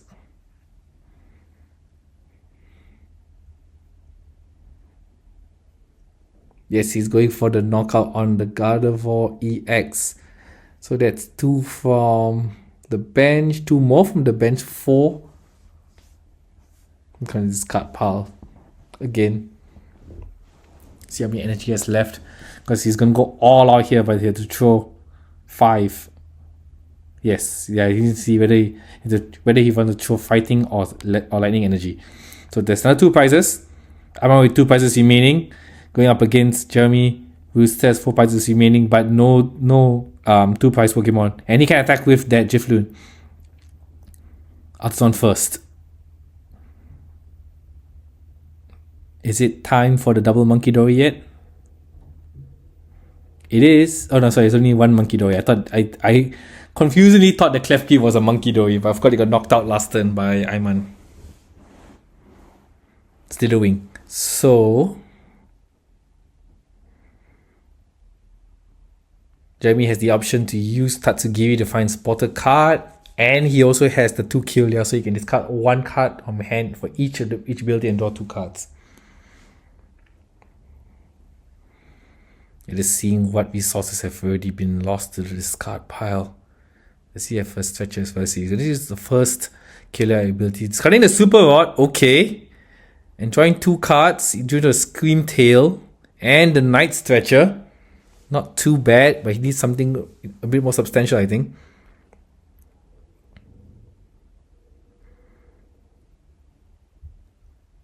Night Stretcher can get back his Gardevoir EX and he can use the ability immediately. Although he probably doesn't really need to, because he already has a fully powered up Gifloon ready and waiting. But it can only hit for 180 damage though, for now. Second killer. What's he gonna discard for 2 cards? Okay, he chose a Scream Tail. His bench is already he's already on a full board. His bench has already been locked.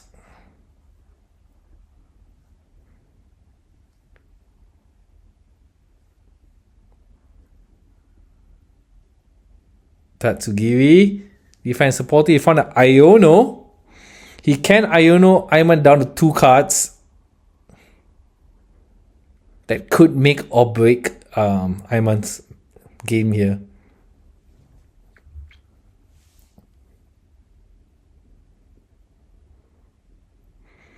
Setting an energy card to the Tatsugiri so it can retreat. Night Stretcher. Gardevoir, here we go. And probably Iono is coming up after this. Here we go, Iono. Can Jeremy flip this game around?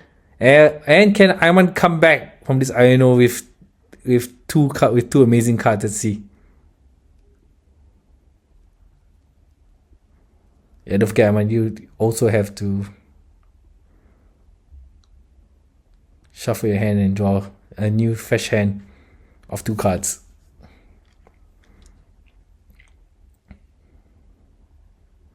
Looks like that Unfair Stand didn't really do much to stop Jeremy. Could this be the 2 cards he needs? Not sure what he drew. Here comes the Gifloon. It will not be able to knock out this Raging Bolt. Unless there's a Bravery Charm in hand, which he does have. He does have a Bravery Charm. Should be enough here with another 2 more. That will be 10. There's 3 100 damage on Raging Bolt. I have 2 prizes. Jeremy on his last 2 prizes. I'm on his last 2 prizes. Ayman can win on this turn if he is able to get a Raging Bolt fully charged and knock out the Gardevoir on the bench. So draw. Let's see what he got. Using Artazon first. Doesn't pull out anything. He's just using the Artazon to search through his deck to see if there are any answers for Jeremy, to fight against Jeremy here.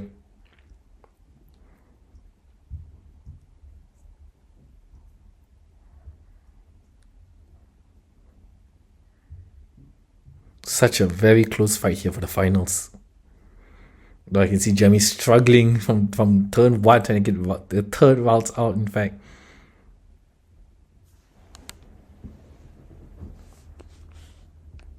I'm on this Serendipity as well to draw 3 cards.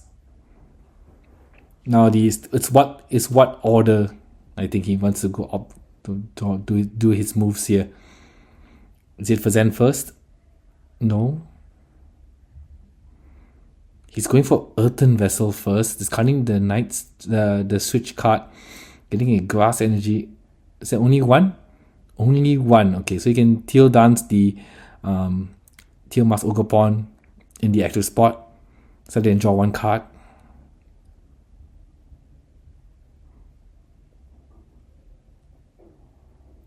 Radiant Ninja, discard 1 or 2.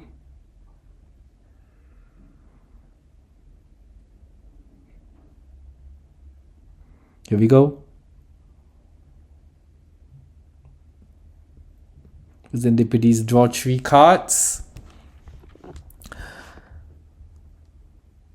Energy Retrieval. You can take 2 cards from the discard pile, put it back to the hand. Grass Energy and probably another Grass Energy here. Okay, so Teal Mask could actually attack. Here comes the Teal Dance to draw 1. Then you can set another Grass Energy from hand to attack with it. He do into a Pokegear. Pokegear will probably find the Sada, because there's only like that many cards remaining. Oh, it's a Briar! Oh, he won it! He got it! He got it with a Briar play! The Pokegear finding the last supporter that he needs.